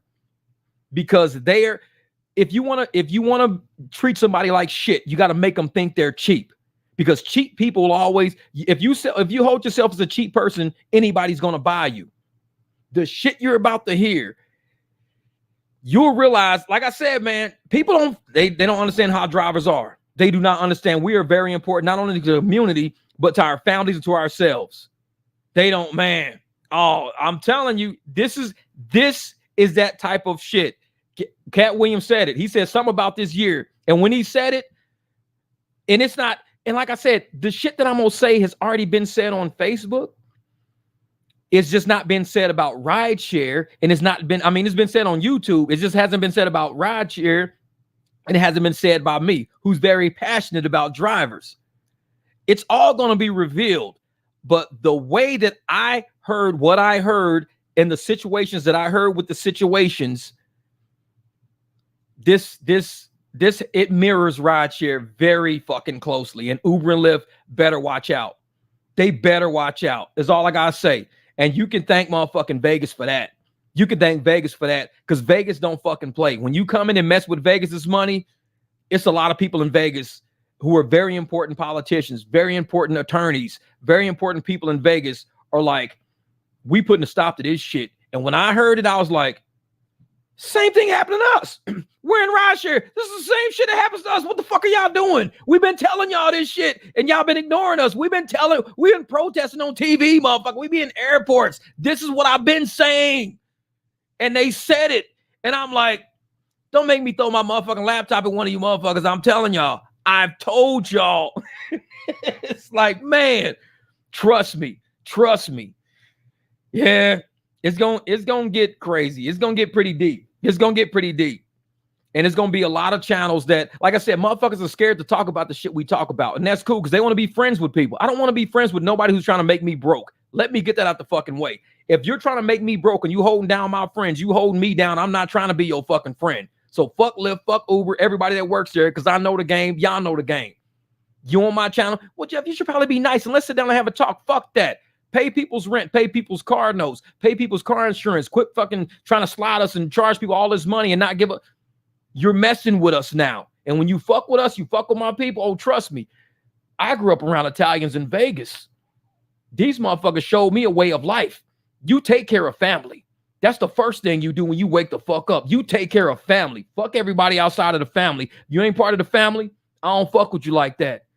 And in Rideshare, we family. This is the barbecue. We family. I know how we get down around here. We family. And when y'all do shit like that to one of us, you fucking with all of us because we shouldn't be struggling like that. We shouldn't. And with the shit I saw in that video, oh, trust me, our days are coming up. We won't struggle forever. We won't. Shit will end up in court. You think Massachusetts is in court with some serious shit. You think Prop 22 is in court right now with some serious shit. Oh, these motherfuckers have no idea. No idea. The fucking can of worms about to be open. It's about to be open. And I'm like, and it's not even me that opened it. I just realized what they were saying. And I'm like, you guys are just going to give us the playbook like that. You're just going to hand it to me. You're going to say, hey, Jeff, we got a playbook for you. You want to fuck with Uber and Lyft? Hey, here's the playbook. Take this. What is it from? It's from the Justice Department. Wait a minute. Ain't Tony West with the Justice Department? Yeah. It all makes sense. Now it makes sense. That's why Uber wanted that motherfucker. It makes sense now. Jeff, here's the playbook. We're not going to tell you what to do with it. Just know. It's hard to be a motherfucking checker player living in a chess player living in a checkerboard world. It's like, you can't be a chess player living in a checkerboard world. We're going to give you the playbook. What do you want to do with it? You want to lose your fucking channel? Like, sure. Here you go. I'm telling you, man. That real shit. 1 down, 1 million. I'm going to try to get up tomorrow because, like I said, I'm driving tonight. But I'm going to try to get up tomorrow, and I'm going to eat breakfast, and I'm going to work on that video. All I got to do is, the video's rather recorded on my phone. Like, the part that I need to sit down and watch it and give you exactly what I'm talking about in that video. You know how I did the last video? How, I played Diamond Driver's video, and I was in. That is going to be the same type of setup. So I got to rewatch that whole video again. And I got to keep my fucking composure the whole time. I cannot get ahead of myself because I know because I know what happened when I did that COVID video. And that's why I never put that COVID video on Facebook. I put it on Rumble. I mean, I never put it on YouTube. I put it on Rumble because I knew if I put this video on YouTube, I will never have a channel. Not at that time. At that time I put it out, no. They would have probably ended my shit a long time ago. So I'm glad I put it over here. And now all of the shit that's coming out with the congressional hearings and everything else like that, I could probably bring that video over to YouTube now. Because like I said, it's a 1.5 years ago when I shot it and put it on Rumble. I could probably bring it over, but it's hard to watch. It's very hard to watch. It's hard for me to even fucking sit here and talk about it because I've watched a part of it and I just stopped it. I'm like, nope. And I'm the one who recorded it. I'm like, nah, I can't watch that shit because I'll go off on motherfuckers real quick. Because that shit, I mean, and because we lived it. That's the shit. I'm going to end this video because y'all about to have me going off in a minute. We lived it, and let's just call it like it is. We lived it. That's what upsets me more than anything else, that we are aware of who we are. We are alert. We are aware. We are not some idiots, some fucking pigeons, some fucking sheep. And that's why they kept calling people sheep back then, because people stopped thinking. We stayed aware. And because we stayed aware, even watching these congressional hearings right now is very hard for me to do. Watching some of these trials is very hard for me to do because we were aware the whole time and they ignored us right to our face. And they sitting there with these smug ass looks on their face. All these motherfuckers are millionaires now. They're millionaires now. They got money in banks overseas. They got property every fucking where. And they killed all these fucking people. And we told them. We told everybody what was going on. So I'm like, you know what?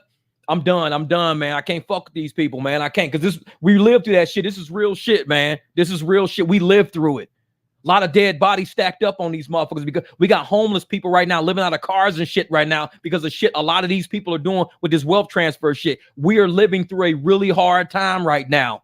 So when I make some of these videos, I cannot watch them, even though I made them. It's that hard on me. It's like, nope, I'm cool. I'm cool. Jeff, play that video. Nope, I'm cool. I'm cool. Because I'll play it for somebody. Oh, they'll get pissed off just listening to me because I was not happy. I was not happy. I know, and I'm a happy fucking person. I was not happy when I made that video in the garage that day. I was like, you know what? This shit will never make it to YouTube. Throw that shit on fucking Rumble just for storage purposes, for historical purpose. I logged that shit over there. I put it over there and left it and just left it. I don't even have it on my laptop. I took that shit off of everything because I'm like, that video right there. And like I said, it's not that I'm trying to make people go watch it because I'm telling you, if you do not talk to me about it. Don't talk to me about it. Just know that you watched it. You know how I feel. That's all you need to know.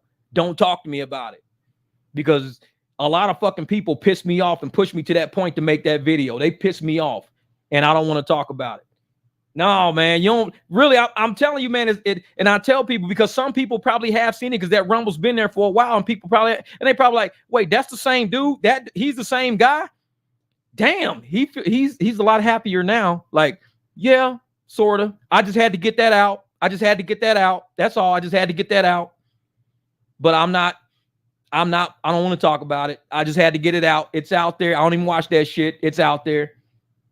It's like, man, I don't know, man. It's some of them times, man. And I know we got to do that shit. Because if you don't purge your system and you don't purge the animosity and the anger that people push you to, if you don't purge that shit to that point and it stays in you, it's a lot of shit during the COVID years. I haven't even said a lot of it's people I still haven't talked to this day because I don't have shit to say to them.